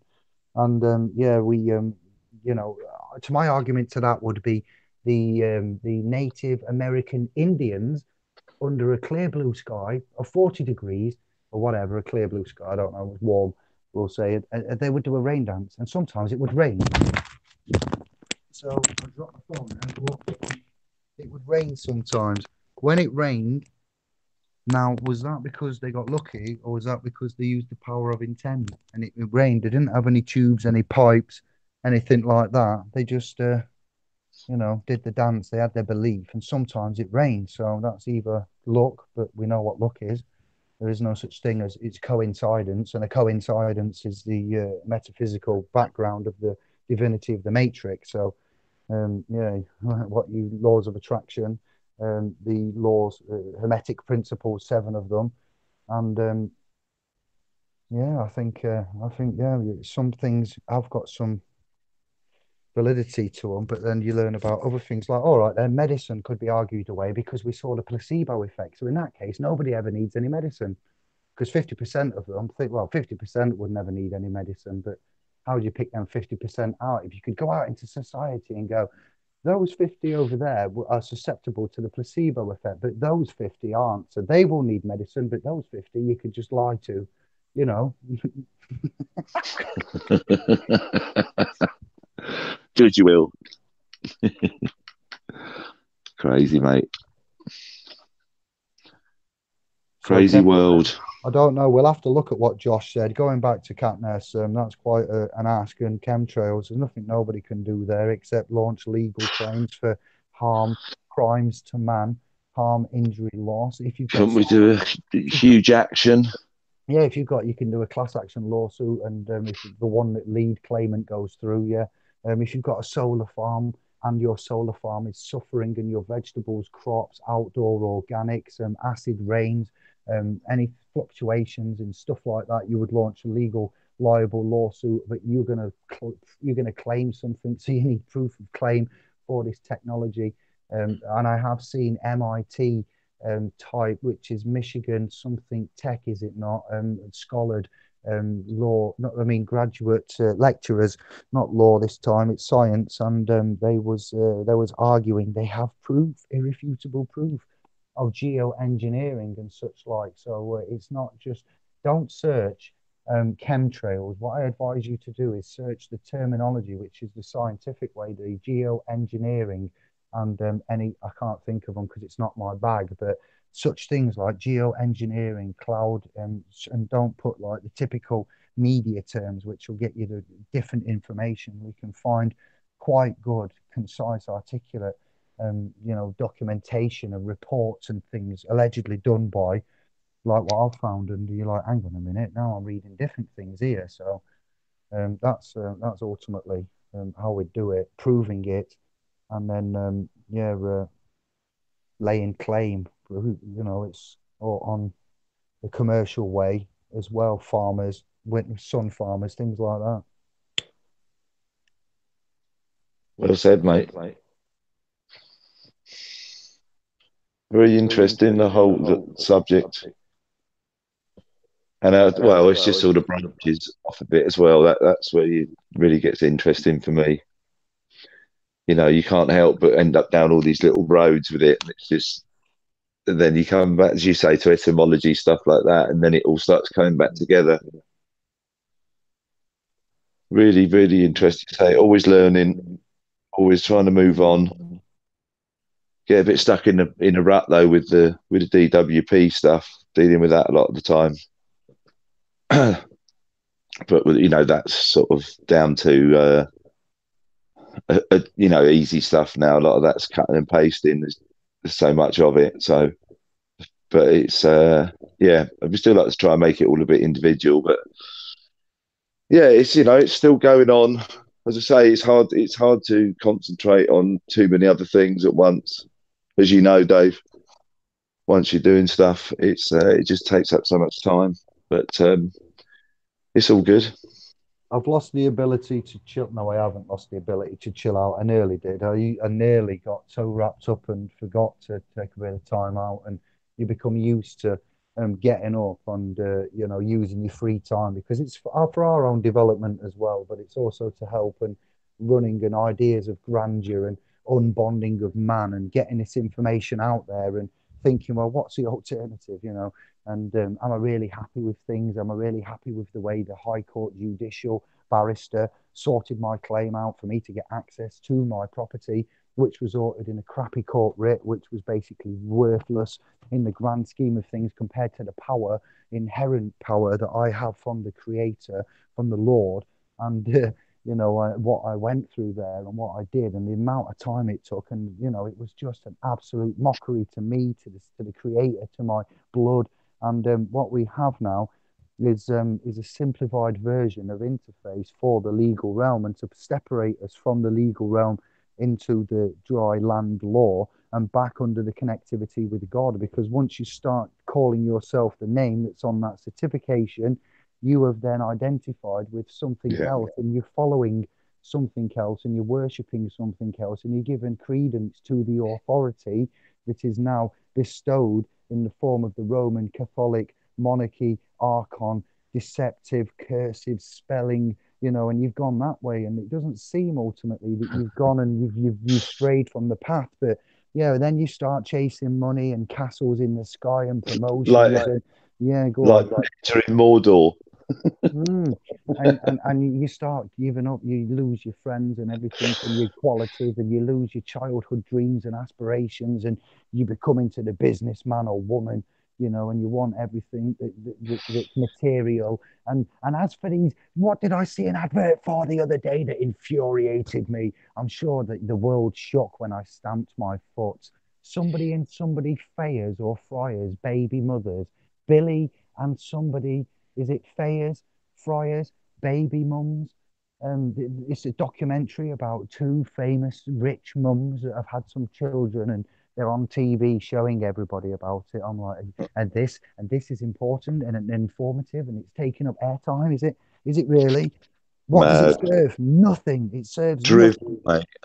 how the commoners watch how the rich folk bring up their siblings and sire their young in the the filthy richness of their societies, and how the commoners, like, watching, oh, look at them, one day we'll be able to afford this, Johnny, won't we? Yes, yes, if we work 16 jobs and I get a cybernetic arm and we carry, oh my goodness me, how they dangle these carrots, and putting on the sheriffs are coming, can't pay, we'll take it away on a Sunday evening at 8:30 Bloody p.m. joke. That's what makes me, that's what drives me. I'm like, okay, then the machine never sleeps, neither do we. Boils my piss, David. Those boils my piss. They think we're that easy to manipulate and that drunk and stoned and coked up and that. Well, we're not. Some of us aren't. We're a bit freaky. We live outside the box. Yeah, we may dip into it now and again, but we use the system. The system never uses us. That's the bottom line. We should Step go in inside. there. Step inside. Have a It's little like, mad around it's with like it. you mentioned Lord of the Rings, did you, or something before? It's like putting on the ring and going cloaking and invisible mode for a little bit and going into the realm of, and having your protective cloak on, your Harry Potter cloak, your Lord of the Rings ring. These things of, you can slip into realms. Jesus walking on water, Klingons cloaking to vice, Batfink's wings, shield of steel. They've given you a little. I'm not saying that these are lawful clues and that, but I'm just saying there are things in the realm of which you have an alter ego, or another side of you, or a different sight, or a power or something what you can invoke and call upon. And these stories and myths often bear credence to a similar vein of truth. If you was to look deeper, um, it's really interesting. Yeah, journeys, quests, myths, legends. You get me, fam? I do, bro. Mhm. Yes. Right there. I'll look for So comments. this is a journey, and as I say, you've got to pick where you're going to go with it. As I say, that's fine. Stick to the course.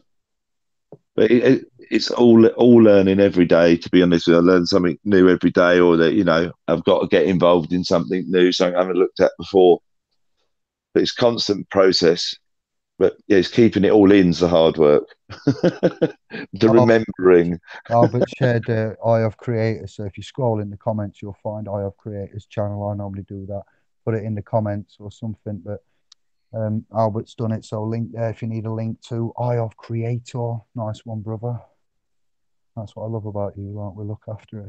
We look after it. It's got each other's backs. Go on, Albert. Mm.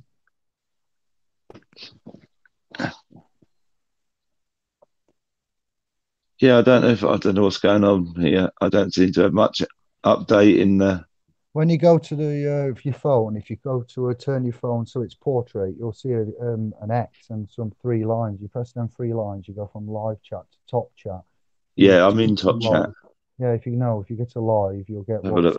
No, top all right. chat, the filter on it. It just puts in the ones that are chatting the most, I think, or the most recent comments. You get to live and you'll see a wealth of chirp, of common folk tongue. Sorry. Well, he's letting in a lizard out. Of common babble. Oh, here he goes. Babble. That's why he's off camera tonight. He's shape shifting.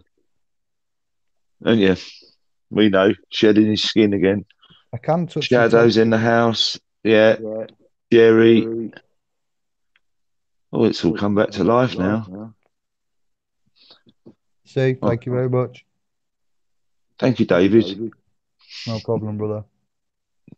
What's this? Lisa Gray. My ancestors were stripped of their native names. White man missionaries renamed them with English names and then given assigned birth dates. Lisa, I hear what you're saying. I'm inclined to agree. We are the ancestors of the witches you didn't burn. Motherfucker. Sorry. We are the descendants of the ancestors of the witches and tribesmen that you didn't kill and burn. That's who we are. We are clearly DNA holds up to a terabyte of information. My new view on water, everybody, is that water is in fact a supercomputer. All right, I know it's not an iPhone. I know you can't make a telephone call on it. You cannot pour it into your present disk drive and get an upgrade. No, but water, Sadhguru, the rice water experiment we was talking about last night, I didn't put in that water is now, in my opinion, some kind of freaky little, I don't know what it is, because it's secular, it's individual. I've got the hydrogen technology and I use electrolysis and I split the gases from the water and I create fire from it. I know water quite well. I have a little affinity with it. It gives me life. It quenches my thirst. We cook with it, we bathe with it, we can get fuel from it. It's 80% on the earth. It can hold data, and it's now looking at the fractalization of it and the implosion of it, and further properties of which it yet can still offer. It's warping my mind. It's just water. Stop. Do you know what I mean? It's just, why didn't we do this in school, for the love of Jesus? Why didn't we play with, why are we finding it out now? That's not even getting into snowflakes and the individuality of them and crystals and, how it goes. And it's truly incredible. Well, what we just skim off is just, a bottle of water. As we've said, if you get your drink and you look at it and you think some nice thoughts, then it will affect you in a different way. And to think that, it's a bit like Tron, if you ask me. A bit like we're in a computer. You know what I mean? Kind of trips me out a bit. Yeah, and then I realise I haven't had a joint and I'm not drunk. I'm like, well, you expect me to believe this? That's what the problem is. Yeah.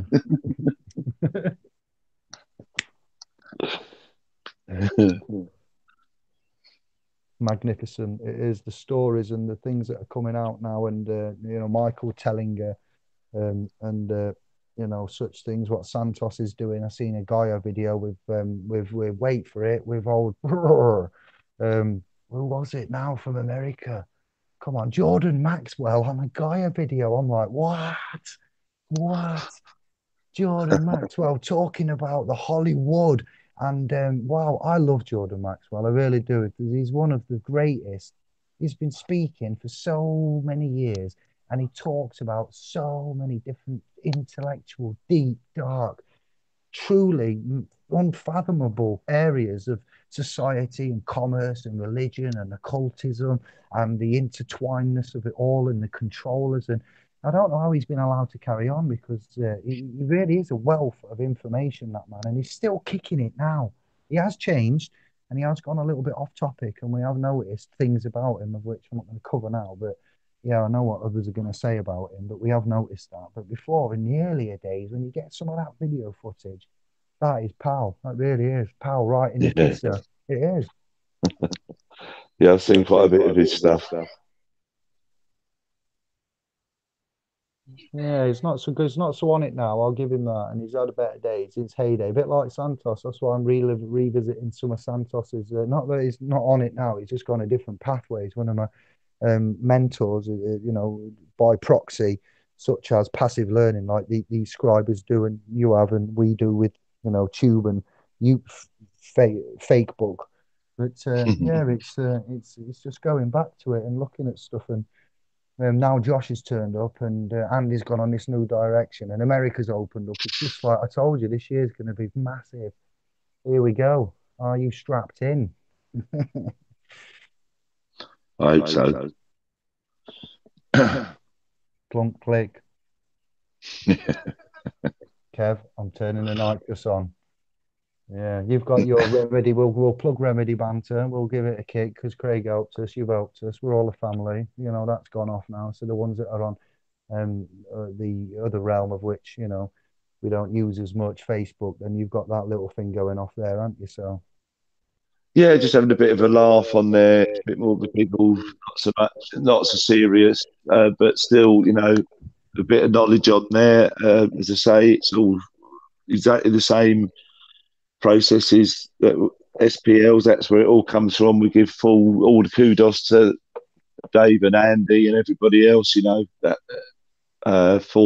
but it's nothing different. It's not all about law or anything at all. It's a bit more of a laugh, little bit more sweary.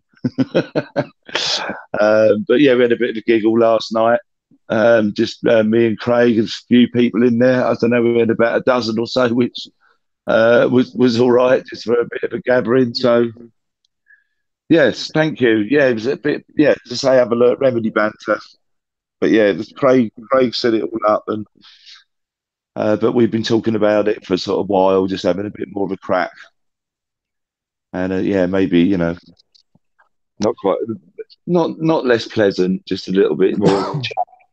There is, there is, thank you. There is respect and love and thanks for the homage you paid there. But it's technology. This new trust technology is it's hard. It really is a hard one because yes, we're helping to present it in different, unified, separate, lawful, legal, and ecclesiastical ways. The language, the instrumentation, in ways that have really taken the ways by storm. And others have mentioned trust technology, and I'm aware they've mentioned trust technology. But when you've had the remedy right in front of your face, and you've had it, and you've seen it, and you're in this movement, and you either clearly didn't understand the technology of which you had, and that's why you moved on and you've gone on to other different areas. Not this isn't just aimed at a certain person now. We'll call them Ceylon Tea. This is just aimed at the whole gang, the whole movement, the whole lawful remedy excuse movement of the last 20 years.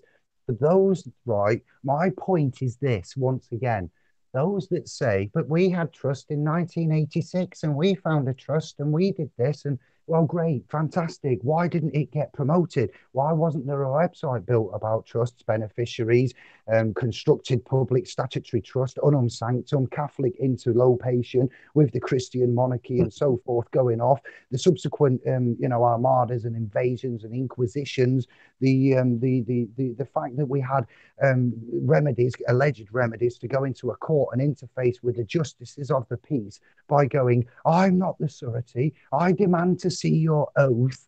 Yes, I don't have an international treaty. And this was the basic premise of the United Kingdom's solitary form of first line defense from 20 years, from the 80s up until the 2000s, of trying to go in and get lawful redress and remedy under clean hands and honor. We're non-vexatious and not damaging the crown. They set us up for a fucking fall is what happened, and they guided that path. All of them, any of them, I don't know. One of them, some of them, who knows? But the point is, back to it. If you had this trust technology in 1986, 1994, whenever it was, before David, Fiction Eater, came along and started shouting it from the mother rooftops, why did it not get put in the domain? Why was it not on getoutofdebtfree.org? Why was there not a website built like comparable to SPO's Pro, promoting trust technology and the interface between the statutory constructed public Westminster, nastiness, and the fact that it can be verbally dissolved in the testamentary Catholic, your trusts, and the lawful, legal, ecclesiastical, and the ways to remedy that, and the fact that we have agents working for us and not civil servants, and these agents and properties and titles and things that are handed over at the claim of right with the bondsman, and all of this could have been put out there 20 years ago then, but it wasn't. So that tells me that they were either controlling the information and it was purposely hidden and we was given bullshit to go and vexate the crown with, or they didn't know what they had and they left it, put it in a drawer, and moved on and started to present other judicial remedies, ideas, instrumentations, ones that had mixed jurisdiction on them, which means that it is null and void. So I am here today. If you look at my name in Hebrew, David, it is DVD. Turns out that David is a divider. A DVD, a divider, David, many things. I know it's not my fault. My mum named me after David Bowie, for all that want to know. Nothing biblical at all. I'm quite annoyed about that, but that's the truth. Annoyed? David Bowie, indeed, but still. Ziggy Stardust and the Spiders from Mars are now turned sovereign. Yeah, it's now the sovereign Spiders from Mars, and Ziggy Stardust is about to turn the crown upside down. So, David, the divider, I will divide the minds of men and put it to you, much like that man on that TV show where he puts the men there to pick the women that power is in your hands, the decision is in your hands, the consciousness is in your hands. You have the the interface there. You have the trust. You have the decision. It's your life. It's your consequences are going to affect you. So all we're doing is just having a public like debate, if you like, that isn't direct about how we've got to where we've got. And if you say, but he's copying other people's, I've got to copy other people's work because this stuff I don't know about because nobody's taught us about it. Nobody's made a website. Nobody's put no videos out. Nobody's made no Facebook groups and nobody's had no effing trust seminars.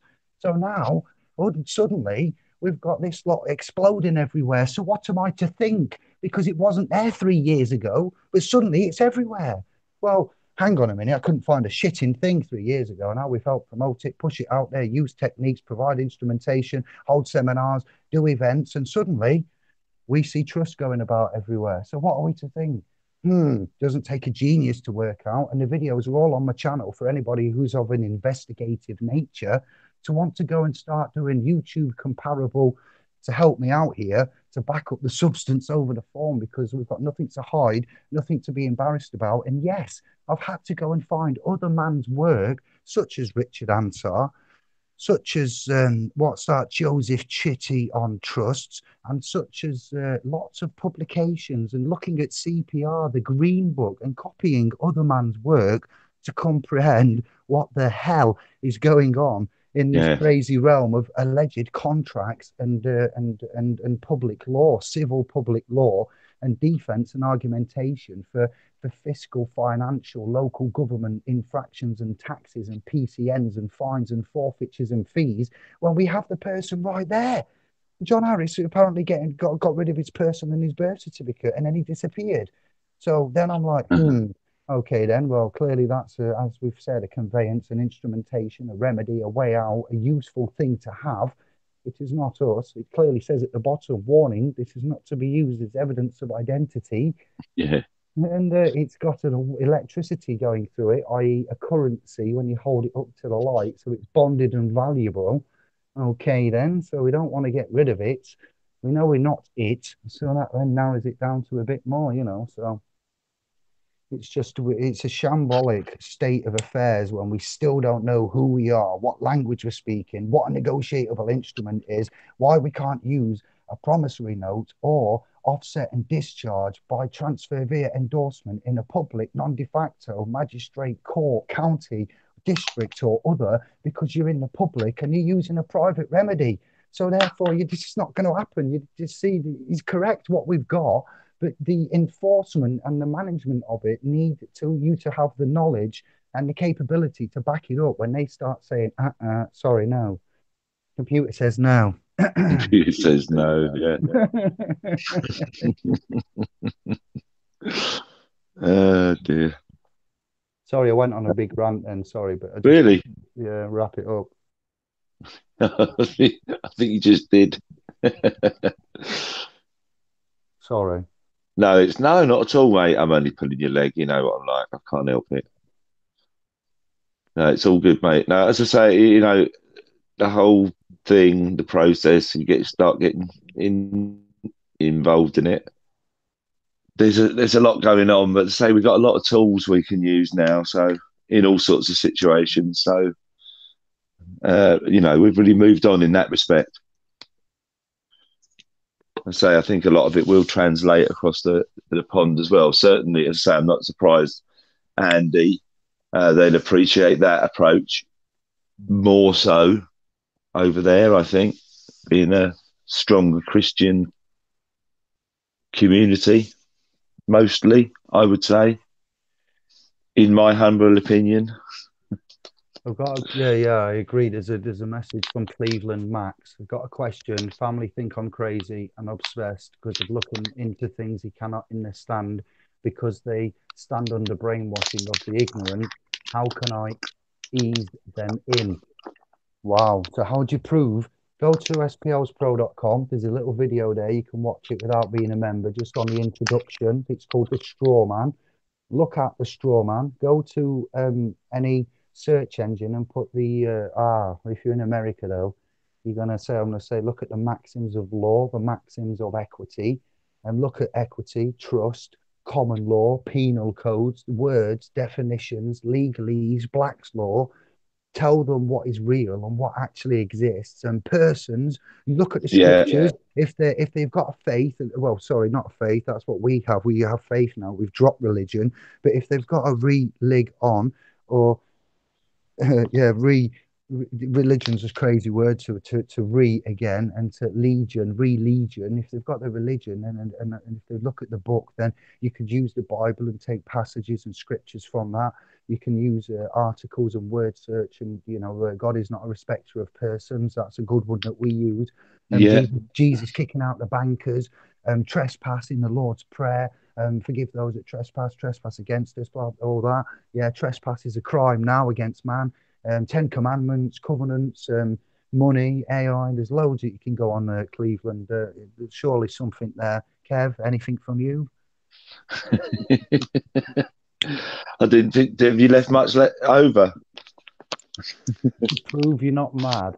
Birth certificate, the warning at the bottom of the birth certificate, the Yeah, bold. it's all. That's a silly things, isn't it? Like that. You look at that. Actually, read the birth certificate. Have a look at it. Must not be. Walk into a bank with one. They'll give you an account.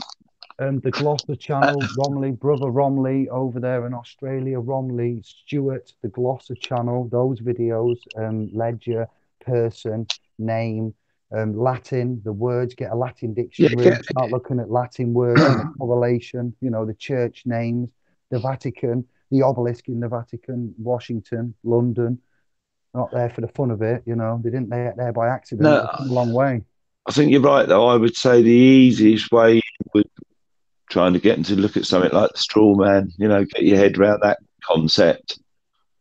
That's I would say, but it's some people just won't have it. It's such a change to their reality. Kev. Yeah, I've got one for Cleveland. Yeah, I've got a beaut. Ring up a head office of a bank, a big bank like City or AT&T, or I don't know any big wherever you are. I'm presuming stateside. Ring up the head office of that bank.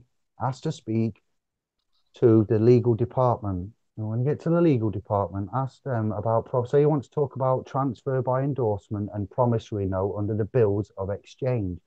And then they talk about the bills of exchange. And I'll ask them if they have a banker's handbook, a banker's code book. Anybody can do this in any continent, in any landmass, UK, Anglo, Greece, Italy, anywhere. Your local bank will have a head office.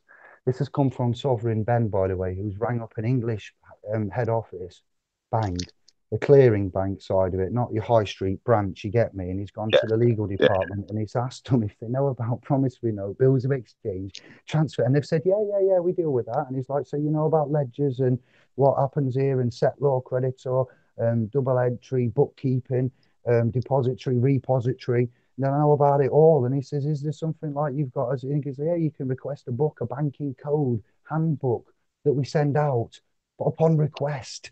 So then you can find out, Kev, from your bank's head office, from the Department of Legalness, not for all banks. I'm not saying that's right for all. And I No. don't know which one he said he rang, but he went to the legal head office of the bank, to the legal department, and said, I need to talk to somebody because of this. I think I'm going insane. He says, and I'm legally trained and I'm financially trained and I know these exist, but not many others are understanding. And he played dumb a bit. And he says, I need some help somewhere to direct others to the true banking practices. And they said, oh, don't worry, we'll help you. We have a book, a code, a banking code book. That's going on the .com very, very soon, let me tell you.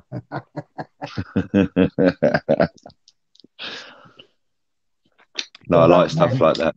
Then give it to your relatives and go, so get a note out. In England, what we can do is get a UK Treasury, a UK Bank of England, Bank of Windsor and Rothschild banknote out. It's printed by a consortium of several that are private, that can't be investigated, that are separate from UK law. They're under international covenants. You're basically outlaws. They're outside of all law. They can't be investigated. They print money on blank bits of paper, lend it to government at inflated rates of perpetual interest, and we idiots pay that instead of printing our own money. But by the way, by the by, those notes that them shizens print, them charlatans, it says on there, I promise to pay on demand the bearer the sum of, and Sister Nonna gave us some donation and sent me sent me some donation in the form of Bank of Scotland currency Federal Reserve printed notes, and they had quite a unique set of text upon them about sterling and the £10 note. You can go on the internet and look at a sterling Scottish £10 note, and it's an orangey coloured one. It's on a thumbnail of some of the videos here on Indie. But again, I promise to pay the bearer. They just promises to pay. So those notes, them dollars and everything are actually what? Exactly. Promises. That's it. Nothing more, nothing less. The Gold Absolutely. Insolvency, the Bankruptcy Act, the Gold Insolvency Act. In America, they all gave the gold to the government. They went, okay, I'm not taking the mick out of you. I'm just saying your ancestors saw it fit to give, and they were like, okay, we'll give the gold, we'll sort it out. That's how honourable. It's not a mick take out of them. It's a homage to the ancestors of our brothers and sisters across the pond because they were that honourable and decent and trustworthy. Yes, they gave, and this is okay. If you need it, we'll give it you. Obviously, because you need it, we'll sort it out. Yeah, we're in. We'll give it you. Little, but now they're after guns and everything else because then once they get the guns, then they can get them controlled proper. Don't give the guns up. They're gonna have to do something else, aren't they? So control, control, control in many forms. That's just my opinion. My opinion. That's all. Doesn't represent. No, it's all going on. They're just eating away at all your rights, slowly but surely, and a lot of it's going on, and you don't know about it, and it's we're just slipping down that road, I'm afraid. So it's quite frightening, really. I don't think we've got long to break free from it myself, and I don't know if it will ever happen, or if the movement will be. Lisa Gray, going to call my bank and do just that. Get in, Lisa. Thank you very much. That's come from Sovereign Ben, not I haven't stolen anybody's idea, but as I'm a mouthpiece, then I'd like to mouthpiece certain bits. That's my job. I repeat, I republish, I re-research. Kev does the same. And that's what we're here to do, to be another beacon. The beacons are on. The alphas are indeed awake. Absolutely. Sorry, I was just distracted by letting the dog in.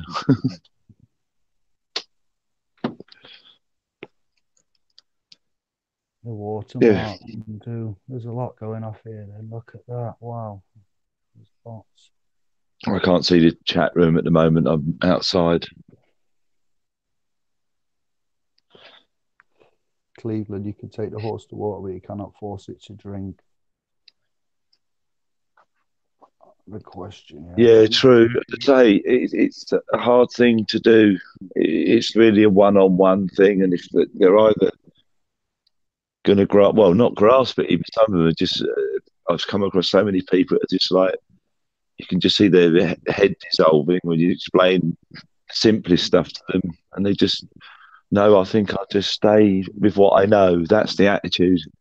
They just can't grasp the fact that the sort of sheer scale of the fraud and crap that's going on, and nothing's what you think it is. Not government, not anything. None of it's valid. It's all business. Yeah, but we're not business. We're man. We've got a soul. Yeah. We're sentient. We've got hearts, mother. You know what I mean? We've got feelings. We've got family. When those assets and sons and daughters, believe it or not, there's love attached to them.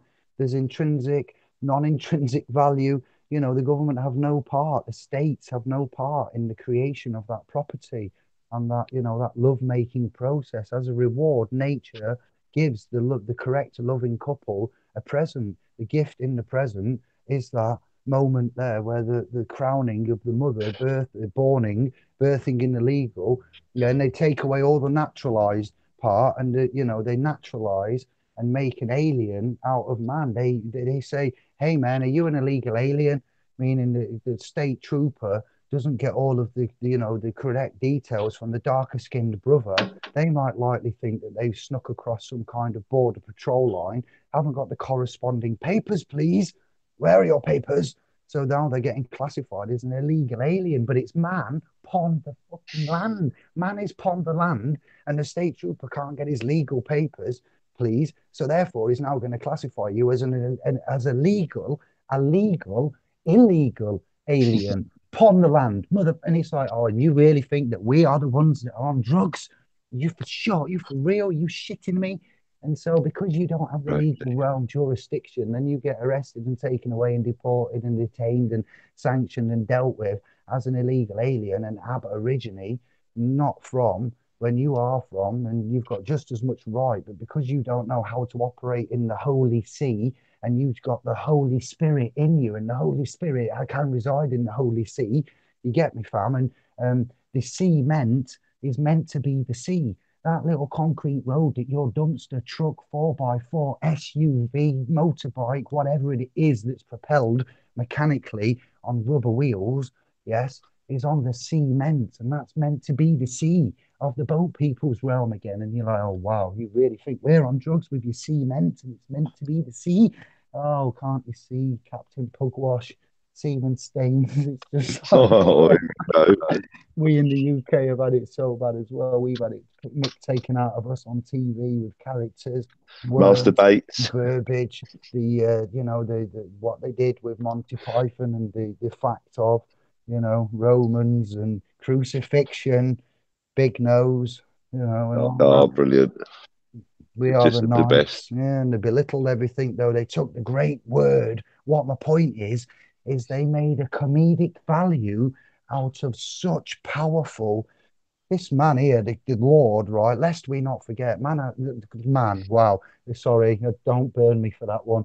The great conscious creator all has favorites, and is outside of time, and it can obviously the true Hebrew word is Elohim. Elohim means gods. Everyone, the Romans and the manuscript and the King James and all of these versions of the Bible have got one God.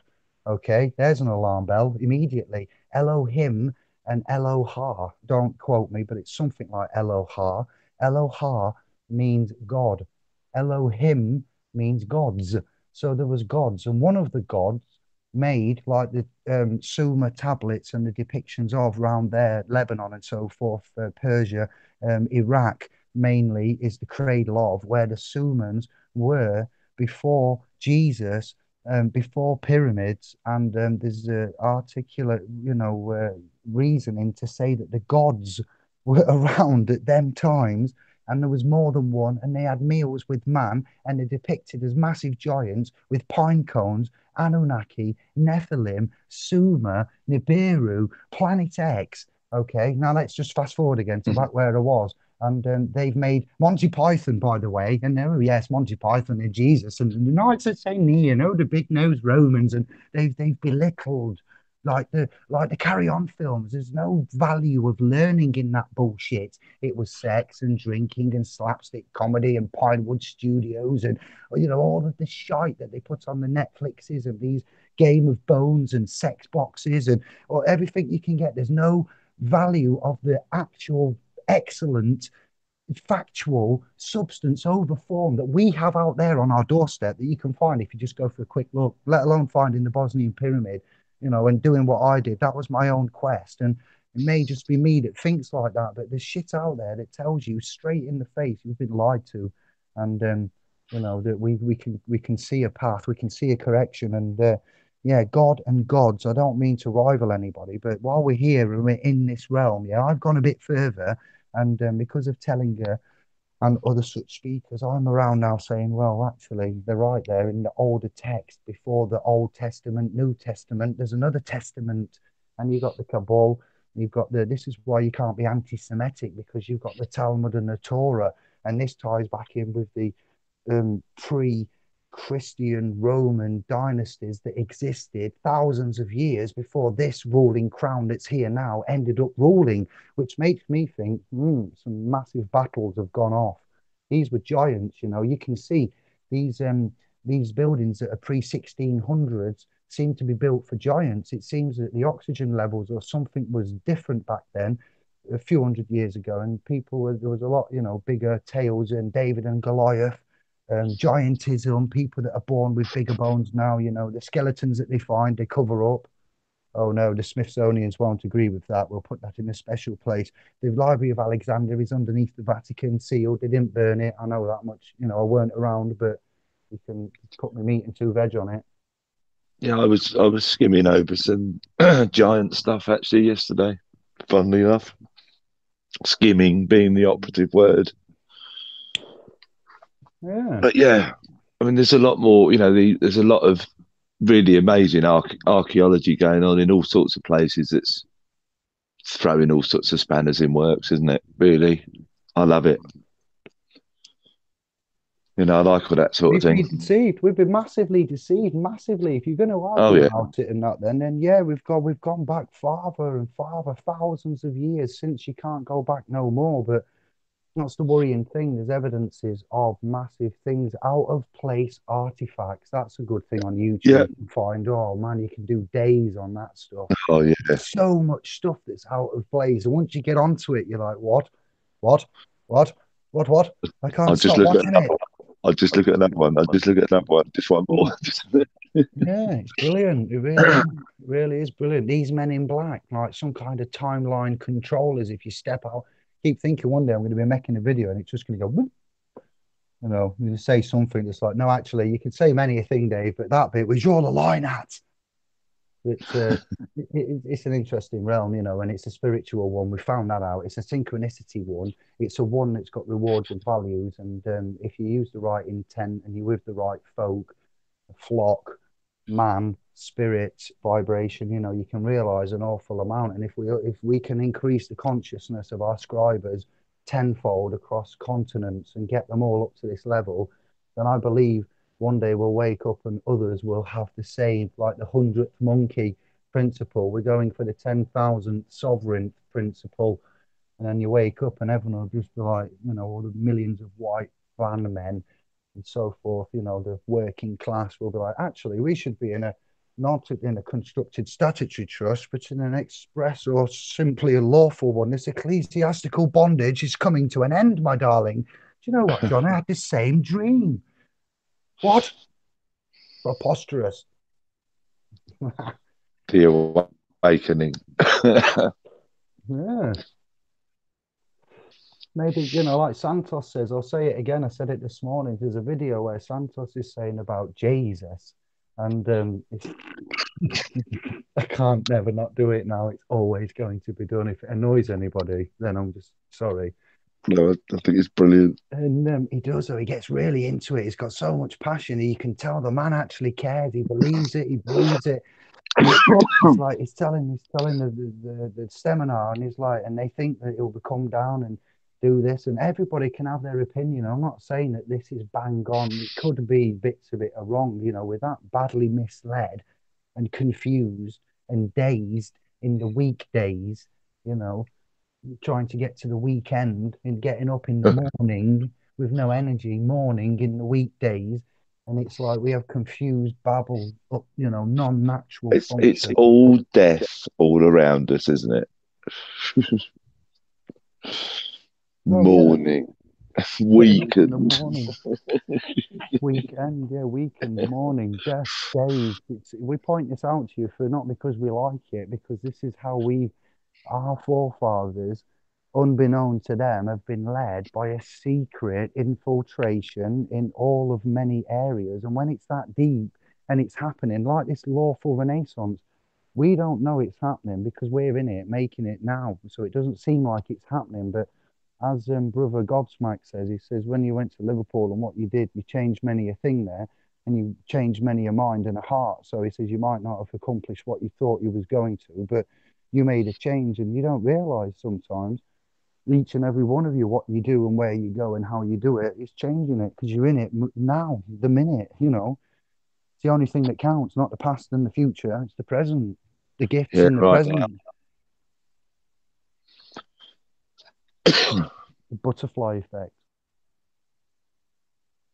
the principality of cause and Absolutely, effect. yeah. That's like the butterfly that flaps its wings in Tokyo and creates a hurricane in somewhere further away. We know we're connected. We know we've got a vibrancy. We've got the evidences. We've got a lot of sciences. We know we've been misled. We've lost the trust. The trusts have been broken and breached. And, it appears that hell may have been made up by the corporation of the Christian, corporation. Let's face it, it's obviously a corporation. It's got The to be Christ business, yeah. the biggest corporation, in fact, that makes the most amount of money, that doesn't pay any taxes. That's a coincidence, and everybody must give. You watch the. I'm not encouraging you to, but if you do come across the remake of the Robin Hood film, I will tell you now, it's got some good little bits that make you go, "Ooh, cheeky." The fact that the black man says "Inshallah," "Insular," and he's talking Arabic, and it's a Robin Hood film. You're like, hang on a minute, surely there was.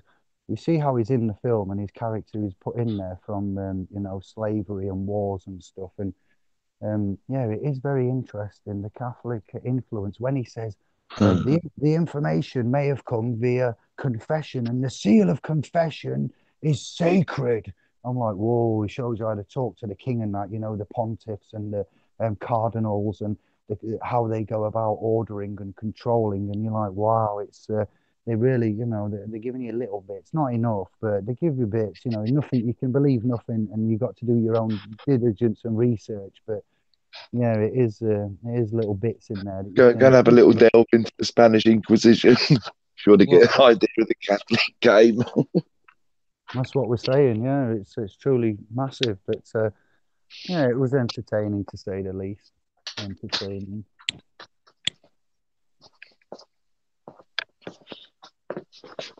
But then mostly this week, I will be returning emails, answering notifications, getting up to date with all administrative little jobs and bits and bobs. And yes, I'm having a That's focus on an done. admin. Yeah, this week, all messages, somebody saying that things are getting joining the.com and not able to get in a forum or something. I'll get G Star on the case and see about doing some administration pronto this week. And if anything needs to be tweaked, then rest assured we will be tweaking first thing Monday morning or by Monday dinner time. We'll have G Star looking in. You can message administrator on the internal chat that we've got. And there is an email, I think, on the front homepage, contact us, technical issues. It will send him an email on the homepage. So we've got it all pretty much covered. We have got a service level agreement to abide by. If there are any issues, then once they're reported to us, we'll act and sort them out within 24 to 48 hours. So there are only 5 of us. Like I've said, the phi cycle of the physical phi. Yes, X-Man, can't believe it. See, I only need to hear things a few times and they stick in my head. And these 5, the fantastic 5, the fabulous 5, nothing to do with Enid and the Blytons, but yeah, the furious 5. We do the best we can, don't we, Kev? We try. There's a lot of it, though. It's to say it's very time consuming. Another 200 or 300 of us, it'd be brilliant. I'm in servitude Monday to Friday. I'm privately engaged in commercial warfare outside, as you know. So I clean off mold from walls for mostly council tenants. So I do nothing glorious, nothing fabulous. I hate the fact I'm doing it. I know this isn't the correct thing. As much as Andy and Kev hate what they do, but this is the realm we're in, and this is the cards we've been dealt. My ignorance has led me to this stage. So there you go. Apparently, it's all fair. Well, you got to do what you got to do, mate. It's simple as that. You got family. Things have got to get done, haven't they? There's no choice in that. If you don't get as much paper, as we, it's all. Yeah, if you don't get paper, you don't eat. That's the point, isn't it? In this realm, you have to act. You've got to do something about it. What choice have you got? How many people could you go to now and say, "Pay me cash, no names, nothing. Thanks very much." No reserves, no gold, nothing. We've got nothing to cut up, convey with. Yeah, we've got no trust technique mechanism, nothing of substance over the form to offer. No food, no farms, no proper agriculture, no industry, no resources, no land-based commerce or something we can fall back on. We're quite ill prepared for an upcoming storm, might I add, which is why we have this trust idea. I'd like every city in the United Kingdom, England, Anglo landmass to have a sovereign trust office, headquarters, principality, representative, diplomat. And now we've got America coming online. I'd like to offer every state in America some kind of a page on our .com where you would get a login. You'd become officially an agent, representative, ambassador, diplomat.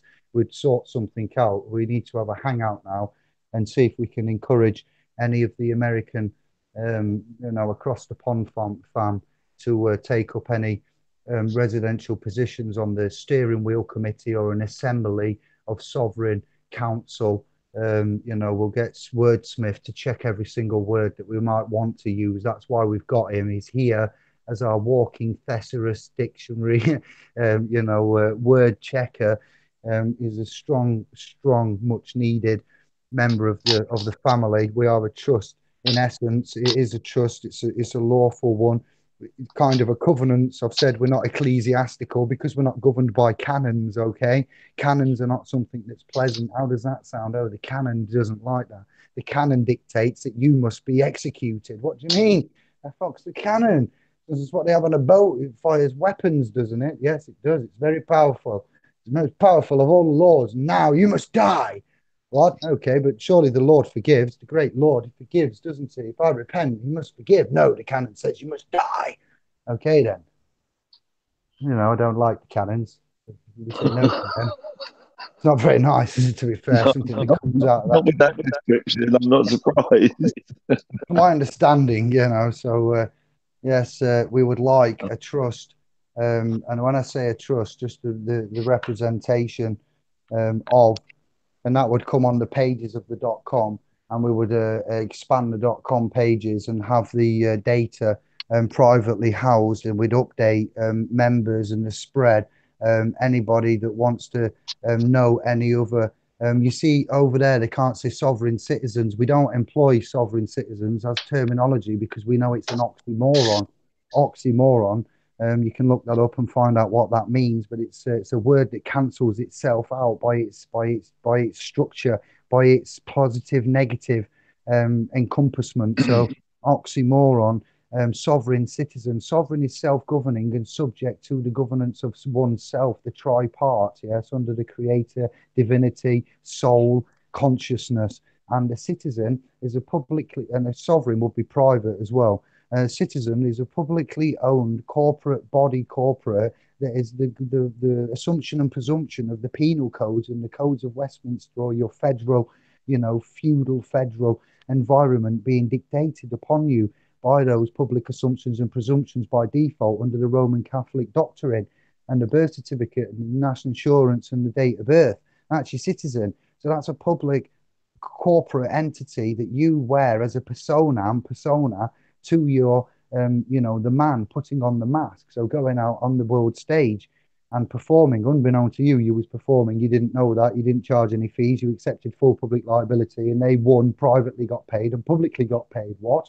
Yes, 2 payments, double dipping, dirty, rotten scoundrels. So then you've got sovereign, under God, covenant, private, self-governing, not public, doesn't recognize code law, only operates under divinity, natural, sovereign, self-governing, 10 commandments, common law, etc. Uses equity as a remedial way out, and to make sure our rights end where others begin.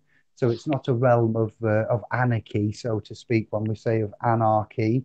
Yes, monarchy and annex and archons, we've covered that. You get me? So, yeah, what are you saying, Kev? Not very much. I'm just scrolling through the room, but yeah, the way you go into the language, to say I've got more into it the more I've talked to you and I've listened to you, which is, I say that's something I've got to get my teeth into a bit more. But as I say, it's hard to get into stuff when you're working on other stuff. You know what I mean? It's the actual helping people out, notices, that sort of thing. Maybe it's really, I find it quite involved most of the time because everything's unique, really. Yeah, well, there are certain things that we can get out there into every state, into every city, into every county. Such things as these simplified things, and the ones that are more advanced that are already got, 2, 3 feet on the ladder, gone up steps on the ladder, runs on the ladder. Then they've got time, they've got resources.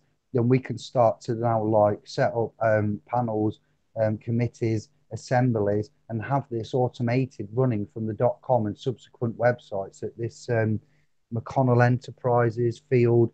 Andy Gobsmack, they've got ideas as well here. So it'd be like SPO's pro.com is initially a landing platform for the curious, friends of family across the pond that are coming over to see who we are, what we do. We're only a year and a bit old ourselves, so we're accepting another influx, much like we did Liverpool when we was doing the trust technology. Now we've got another influx onto the .com as opposed to the Facebook, and we're about just over a year old. December, the 3rd of December, I believe, is when we was established. So when I set it up and founded it, the .com. So that was 17. Now we're in 19. So a year, yeah. And we're now going through this. So we seem to just we don't seem to settle very long before we're moving forward again, and we pick up pace and momentum rather fast. So yeah, I just want to put that out there that there is a need for this outlay of simple. What you do, how you sign off, the agent in office. In America they have a lot of agents out there. They have an agent, an agency, a driver's agency, a such and such agency, federal agencies, attorneys agencies, agencies office, bureau of the Bureau of Agencies of Agents. I know that. Yeah, department for the bureau, for the agency, for the bureau. Right, we have cabinets, so we've got the ministers and the stars and the opposite Yeah. cabinets, and these set up differently with our governance and the Queen, QE2, there, captain of the ship, and over that way, corporation, Washington, president obviously dictates outward, but the president's dictated from and to. So they've got ownership from Vatican, obelisk, Washington, but the law system, like the right to bear arms, we had the right to bear arms in the UK. I'm not going to cover this now. We should have been cutting it and stopping. Actually, I need to. Some would argue we've still got the right. Yeah, that's it. Well said, brother. Because we somehow, like with the gold back then, we submitted the right to bear arms, but it was in the Constitution. It probably, there's lots of little bylaws and bits and bobs and fantastic old things, but I don't think there's a bylaw where it says you can shoot a Welshman on a Tuesday as long there's anything like this. Strange things there are in the world, but your God-given right for defence. Other nationalities are available. Yeah, I'm not saying in bylaws. I'm not saying that you shouldn't have a gun, but I'm saying that it's a bit like, you could argue that no one should have a knife because once somebody killed someone with a knife. Well, nobody can have diamorphine as a painkiller because once somebody took morphine and they took it to the street and we had an epidemic. But everything's got a danger to it. Everything's got a responsibility. We have to accept that responsibility. If we need to have firearms for defense, hunting, I wouldn't want to hunt and kill animals myself now. I don't think I could do it if we had to all go out and hunt our Sunday chicken. I think some of us, 50%, would soon rather just eat veg, potato, gravy, and the massive Yorkshire pudding and, the trimmings without the animal, because I don't think I could go out, kill, and mess around. I know in America, farms and ranches and meat is big, but, if you had to go out and do that, I know there's a lot of families, mums, and so forth that wouldn't be going out to do that. But we've got a lot of possibility. We don't judge one another. We accept everything. We focus on what makes us great, what makes us good, what makes us united, what makes us strong, what makes us healthy, what makes us move forward, what makes us have a future for our unborn lineage, our sons and daughters to be. The bloodline continues, much like them and they, with the pure lines and the blood and how they do it. What we're saying is it's about time we knuckled down and did it. And if we have the technologies and the simple verbiage and the structures and the state of standing and capacity, it won't take us long to build a few forums, put that on the .com, and then obviously build this out so we have other pages on there link the other websites that these have got, which I'm not aware. Things are moving very fast. Yes, well, I'm going to servitude now for 40 hours in the week. It's not making a profit from this. There is no business from this, not yet, but our business is your business if you want it to be, and it's private business. And those out there like Ceylon Tea and the gang, well, you can mind your business and you can catch the crumbs and you can move in the shadows, because that's the only place, I'm afraid. We've taken the front, the stage, the technology. We've had to take and do this in an honourable, direct but non-direct way, because others have had the chance and have failed, and the North man has suffered and lost and had things go by the wayside, and I can't see anybody else with any successes and getting on the roofs of property and getting man to come round and do everything that was been done, and outlandish things. It's not it's not winning. It's not getting a direct result when we can see quicker, more efficient ways of communicating with the CPS, with the Crown, with the judiciaries, with the court managers, line managers, clerks, too, magistrates, claimants, representatives, and all of the different types that you have in America now, because I've got to bear in mind all the American, terminologies with the pro Yeah, it's all, solution and the plea bargains and the plaintiffs and their terminologies that, and I've got all that out my brain. I've spent 3 years learning UK specific, strict Anglo, and taking away the USA side, because that's all we could find, and it wasn't helping us. It was all different. So you can't, like, here's one for you all, America, continents, not UK. If you go to an Admiralty court, that is a court of boat people, and they want you to step into the dock and enter into a contract where you are the trustee of a little trust thing called the CQV, as far as we honestly believe and see it. Now, if you go into that realm, that non de jure, de facto place of business, lower, we call them clown courts. It's just a business. It's a boat, essentially, a boat. They're right. We don't have an international treaty and so forth and so on. We see that, well, correctly noted, but that's not the main argument, focal point here that's going to get you leverage and discharge or dismiss or create deadlock or even move this to a court of the correct jurisprudence in which you can get the right business done using private instrumentation and so forth and so on. So we go to the de facto Admiralty Court, and you're in there, and you're trying to quote your constitutional rights. Like we was going into the magistrates' courts and trying to quote common law man rights. Now they're not obliged to hear or recognise them. You're trying to tell them you're a man. They're not going to hear the man. They're an Admiralty court. They're a place of business. They don't see man. They don't recognise man. They can't deal with man. Man will vexate them and get ejected or just summary judgment. So what do? We learn how to be recognised and how not to be recognised. Stepping into the dock and through there, is that entering into a contract there, judge? Well, yes or no? Well, I'm not going to tell you. Well, I'll take that silence as a yes and acquiescence to the facts, and so use their rules against them. We know that there's a contract. So what we do is we stop going into Admiralty, business, ecclesiastical, non de jure. When they changed the jurisdiction of the courtroom from civil to criminal and tricks like that, and getting up and running off and leaving the battlefield and coming back in and shouting common law and custodial, inherent, unalienable rights. Yeah, you can use human rights because that's recognised internationally on all levels. And so there's certain things in the public law that you can enter into, but you can recognise there's a person there. You can recognise the at law level, and you can meet them with that Admiralty business. All courts will recognise UCC, 100% fact. They all recognise that. They're all ecclesiastical to some extent. So there's two there, but are you qualified to use ecclesiastical or UCC? Not at all. No way. It's foreign to us. Nothing to do with us.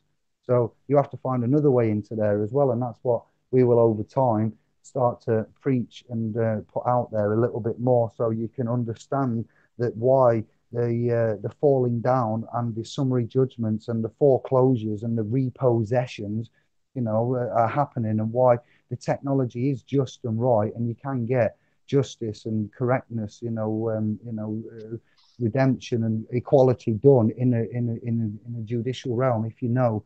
And it's that knowing that they've taken advantage on, created solicitors to solicit and plea bargain and get all of these test what pro se tutors, and the pro is for the say.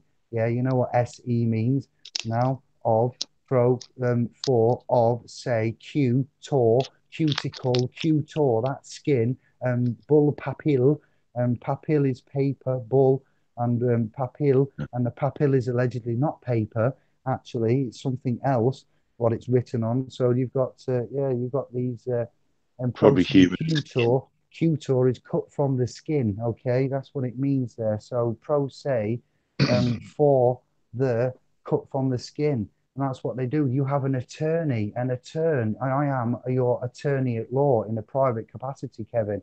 You know, I could be taken on as that. We've spoken about an attorney at law and what an attorney is and what the verb, noun, adjective, origin, etymology means for that. So we have got a bit that we can help them out with and show them. When you go into court, you go in with your trust. In probate, there's another pro, and then there's their bait, fishing, going fishing, bait, bail, getting bailed at court, are you? Another boat people terminology, bail them, bait, probate. You go in there as a probate estate. Your estate is in, so you don't have a last will and testamentary, testator, testamentary will. Yeah, and you've got these of the realms of which trusts exist. So because the estate, trust, and will are not clearly defined status, standing, capacity. It's properly massive, all of this. We are honoured to be part of it. I shit you not. Yeah, it's the sort of front edge of it all. I'm not saying, it's been a real great journey and learning so much, language and so it's such a wide spread of knowledge now, because of writing letters, dipping your toe into the legal realm. So you use, you choose your words more carefully. But it's been a great journey. As I say, it's not hard to pick it up, really isn't. But it is about knowing who you are. Basically, if it's a court situation, that standing your ground and having your paperwork sorted out. As simple as that. It's about, if you're in America and you've got the Statue of Liberty as your pinnacle of all that is good, strong, and again, I'm not having a go at you. I love you all to bits. You are me and I am you. We are in the image of, lest we not forget. But that precious Statue of Liberty with the 7 spikes and the big golden thing in the right hand on the island in the water with the height and the things around it and all of this business and who gave it and why it's there and when it arrived. Oh wow, it's got its own little paradox around it. This massive lady, and I've almost lost my thread after all of that. Wow, sorry, I'm trying to be good, but that represents liberties. Now, liberties are what are given to the sailor when the sailor's boat comes into the port, and the port pass is given to the sailor, and he gets his passport. So while he's got his passport, he goes on land and he's got his liberties. Those liberties can be revoked. They're subject to. Yes, he's a subject of. He's a seaman, and he's licensed and recognised and in with the citizenship. He's on a real ship, though, a physical ship. You're on the citizenship with your scholarship and your friendship and your partnership and all of these other ships that we've got in your township, with your governorship, with your judgeship. I have a kingship, if you like, in this realm. I'm on the kingship. We are as king, because in the court and in this legal realm, it's the king's court and it's the king's realm. And those that know the hand of the king, let me tell you, shove your game of bones up your, I don't even know what's going on with that. I'm just saying the hand of the king is something that will be brought out when you know the correct status. And when we say king, we mean woman, man. Women are always included with us. We just don't mention it because there's another paradox of what we're in is, men is just men, but we mean women as well. We don't leave you out on purpose. It's weird how we speak. We need to fix that a little bit.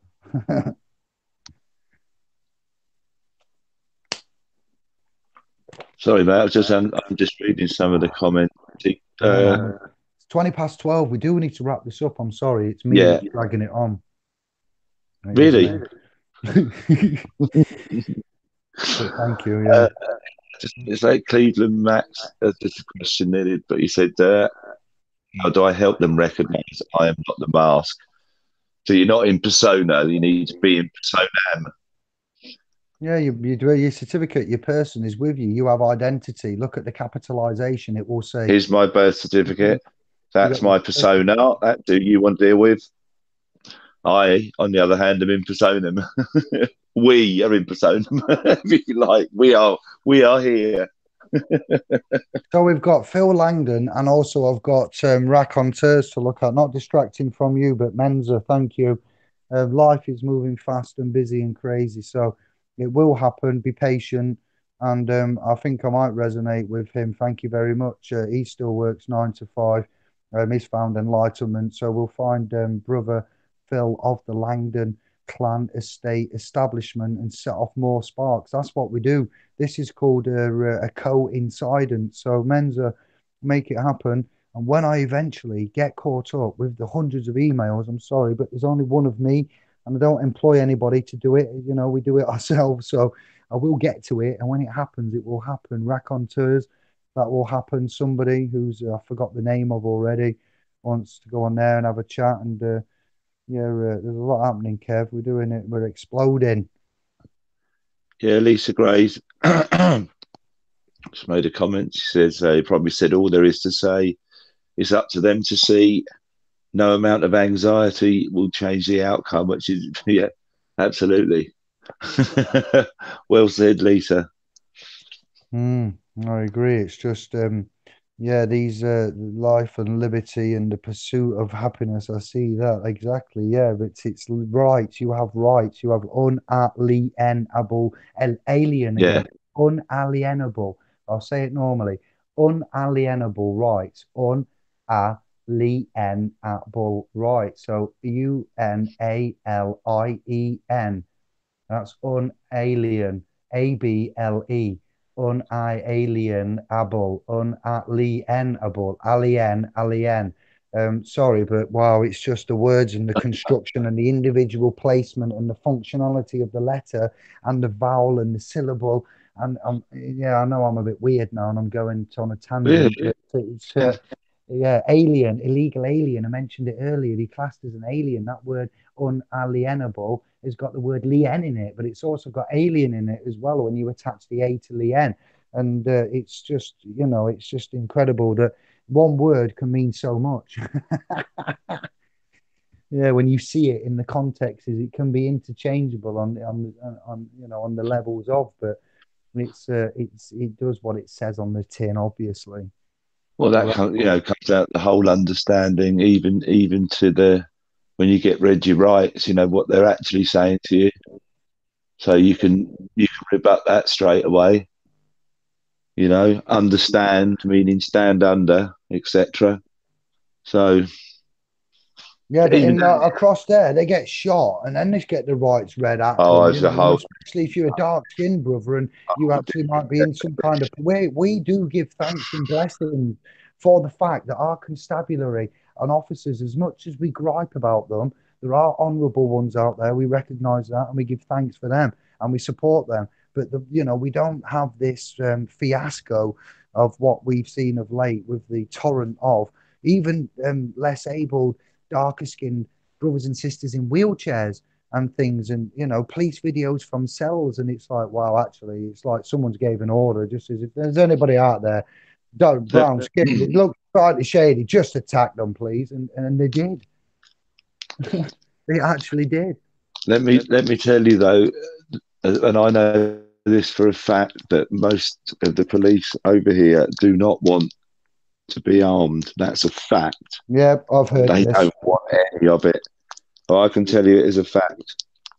Yeah, but then like you hear stories of such things as Manchester or some other big police force might be buying might be buying stuttering, might be buying semi-automatic weapons. Then you've got testing of those robots in somewhere in England, AI Believe me. robots shooting guns in a field. Don't quote me. East Somerset, Essex, not Essex, East somewhere. There was a field not long ago, and I'm like, are you telling me in England right now there's some robots with guns shooting targets on their own with nobody controlling them? Wow, and yet we have a problem getting lettuce from foreign waters to our table. You get me, fam? When it's for them, they'll invest money into robots shooting guns in fields at target under their own command, but they won't get you fresh, wholesome organic vegetables from locally sourced produce, using the lowest carbon footprint with the most nutritional content to your table for you. No, There's they'll no money in that. and we, enforce all of this. But these lot disbanding and legging it and doing what they're doing. Let's just get ready for Monday, everybody. Moon Day, as we call it. Thank you for the cast and the shouts and the love and the shares. We've got 35, Kev, at 25 past. Yeah, thanks everybody. That's great numbers. Thank you for hanging about. Bless them all. Bless you all. Yeah. Thank you, Famalan. We've got. Just going back a little bit just to see. Yeah, we're on the live chat. I can see here. The family expands. The knowledge continues.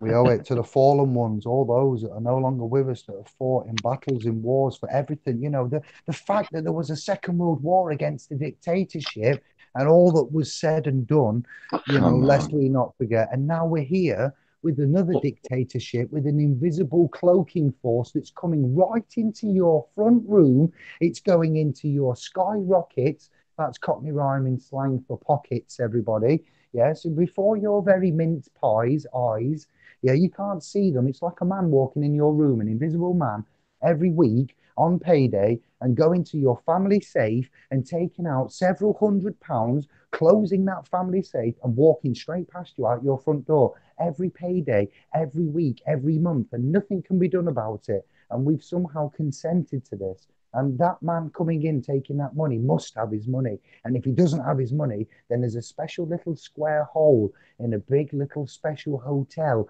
where you can go with Big Barry, Big Barry's brother, and you can go and stay at Her Majesty or the President's IRS. Yeah, the IRS say so. You've been doing all of this crap, and it's like, wow, these accounts, we need to start accounting for our accounts a lot more accurately and stopping all of this facade, because it is written in paragraphs and scriptures and books. And Jesus, I'll tell you, Jesus, oh, Santos, love you.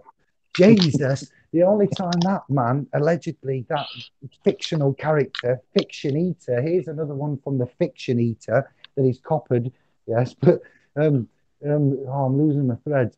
The only time that Jesus got angry was when he kicked out the bankers, and he kicked out the bankers from a certain place because he realized they wasn't honorable and correct. And I've never heard, in the prophecies and biblical recollections and books and things of that Jesus ever getting angry at anything other than that depiction there. So that tells you how heinous the usury, what Andy was saying earlier. I can't remember that word now. I says that's connected with usury and usurping, but it's gone. Look, Kev, Andy said a new word and I forgot it. I wanted to link it in there, but not to worry.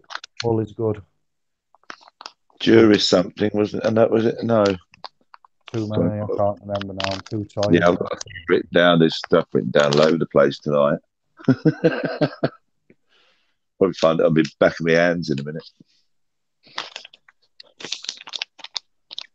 Yeah, anyway, we'll just give say peace and love. Thank you very much. Blue Man Group, scribers, new, old, young, man, woman, womb or wombless. Right, sister, ladies and gentlemen, comrades, thank you for your attendance this evening. I hope we've entertained you a bit. Dave certainly has. I'll just keep giving. It's just I've got to keep carrying on. I'm relentless until this job is done.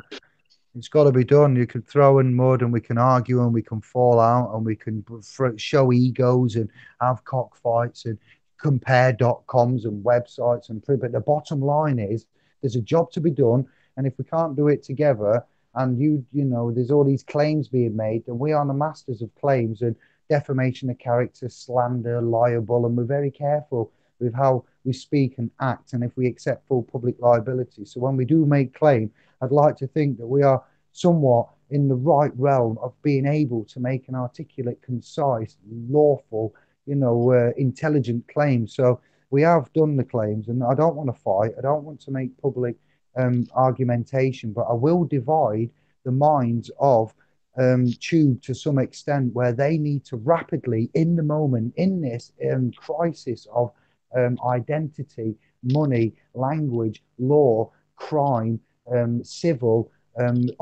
obligatory, trustee, beneficiary, set law, and they've gone away from the creator by accepting the certificate as ID. Now we need to take that back from them, take them from being the walking dead, and just move in that way, because that in itself is a massive feat.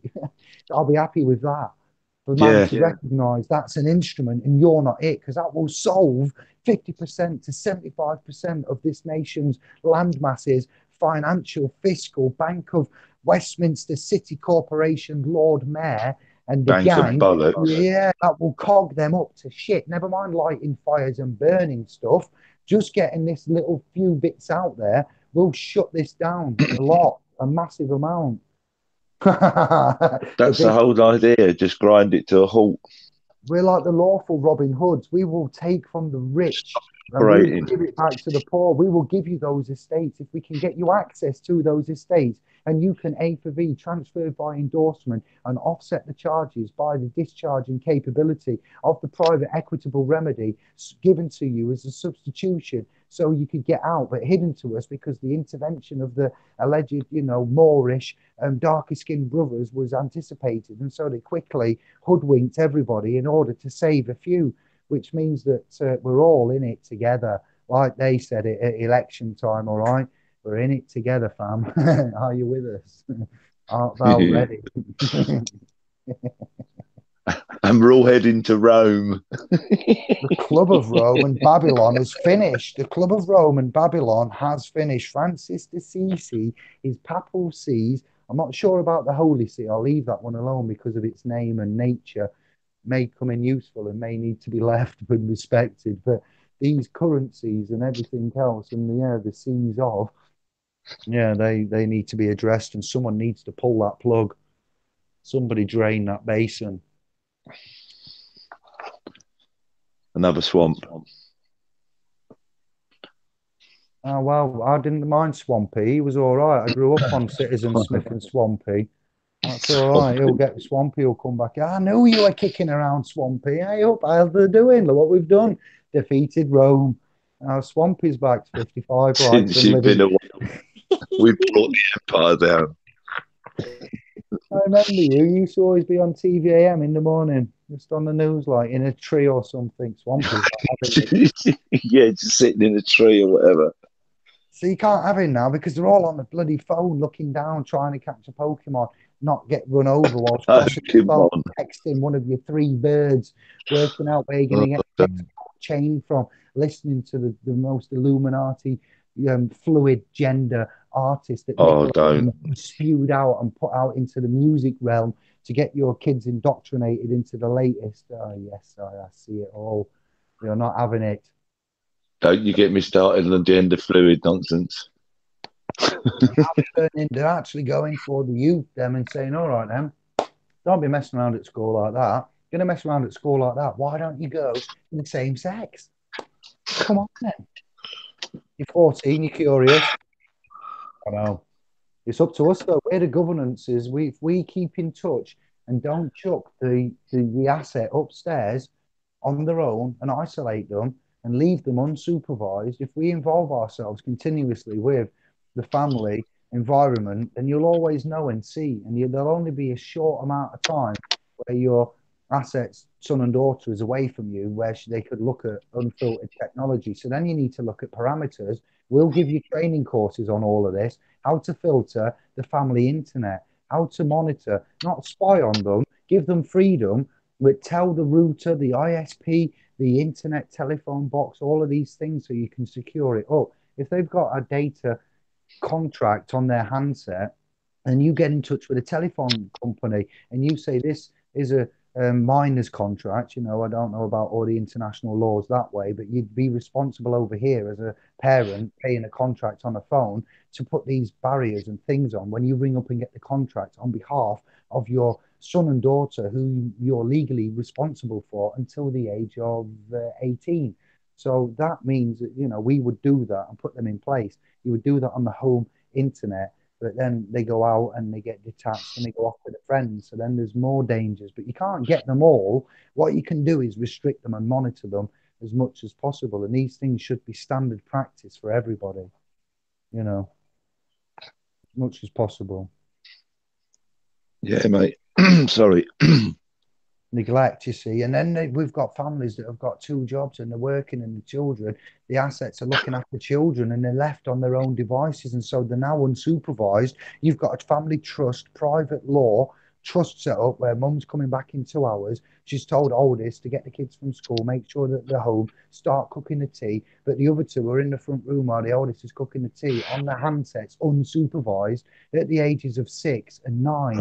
Off they go. You know what I mean? They're on the family Wi-Fi. Dad hasn't secured it. They've got unrestricted access. If only Dad had known what to do with a family router Wi-Fi, it'd have been all right. They'd never have seen Borat's Willie. Borat's Willie, everyone. Sorry. True, though. That happened on a hangout we was on. I let somebody on and it went wrong. But yeah, you see, so we can sort all this out and safeguard it as much as certainly went wrong. Internet security, laptop security, handset security, all of this stuff. How to answer the telephone and not answer with full public liabilities and stuff. When your phone rings, hello, who's calling, please? Oh, hello, David. No, I've just said hello, who's calling, please? Oh, is that David? No, who's calling, please? Well, for the third time. Then they answer you. They're very reluctant to reveal who's calling, please, because they want to know. They make out they don't know what they're doing, but they're clearly there to get you into a little hoodwink situation ASAP. Yes. Uh-huh. Yeah, I don't answer the phone. If it's important, there's an answer phone on there. That's it. And, obviously, I never answer any numbers I don't recognise. No chance. Yeah, you do right. That's it. It's a port, it's a number. It's a port of access, a telephone. It's a line. What's a line? What have you got there? You got a telephone line, everybody. What's a line? Well, a line is a straight line. It can be used as an edge of a square. Lines are quite useful, especially when they're in centimeters, inches, and millimeters. We use them for measurements. Lines get us into compasses, maps, grid references. Lines. Yeah, there they got lines on the what? On the lanes. Lanes have lines. Tracks have lines. Telephone have lines. Trains have lines. The train line, the telephone line. So the line could be what? Commercial? Possibly, yes. Lines in commerce and building and industry. So you have a telephone line, a public commercial telephone line. So what's that? It's an avenue for business. But it's my phone. But I use none of my friends have this number. Yes, but we use it for business and spying, mostly spying and business, and you use it for your phone. Ah, okay then. So, it's not a private handset. No, it's not. It is private, yes, but it's private business, private commercial business. But I didn't know that. Ah, well, what you know and what is going on are two different things. Yeah. Cheerio, old bean. There's a very good reason for it. Yeah, that's what I mean. And it's like private lines coming in. That's why you see that. Private, it's not withheld anymore. It's private. Mine says anyway on mine, private line, private number. So they're not withholding the number like it used to be back in the day. It says it's a private number. So I don't really take much notice of it unless there's messages left. But yeah. But my phone rings very rarely now. We've got all those call preference and all that sort of thing when all that first came out. So we got loads of stuff stopped, so we don't get an awful lot. And as I say, if they don't leave a message, it's obviously not important. Probably just trying to sell something. The affairs of a nation should be seen in public. The affairs of two individuals or two men should be seen in private. That's right. Heard, seen, carried out. If I'm the spirit and my body is the vessel, can I make my own laws for proceedings on how to deal with my vessel and my spirit. No, but you get yes and no. Shoot, that's one of the hardest questions man's ever been asked in a long time. Cleveland show, Cleveland Max. Yeah, Let's he's go been going again. Did you hear bits that? and pieces tonight at Cleveland. Well I done. am the spirit and my body is the vessel. Can I make my own laws for two proceedings? And well, it's not making your own laws, but you are in a self-governing righteous state, which would be, we say sovereign, not sovereign citizen, just sovereign, full stop, that's it, just sovereign. And that would be for reasons you can see other videos for. And you are in the yes, the image of the creator. I am the bondsman of Christ. I come in the name of Christ. Yes, we go for the Christian type of approach. Andy, the King James would reinforce all of that mentality. Um, and therefore you would then be in your capacity as the creator. I'm going biblical on that then because you've asked that question. So you would then say that your body, a man and his person, are not bonded for the corporate arena.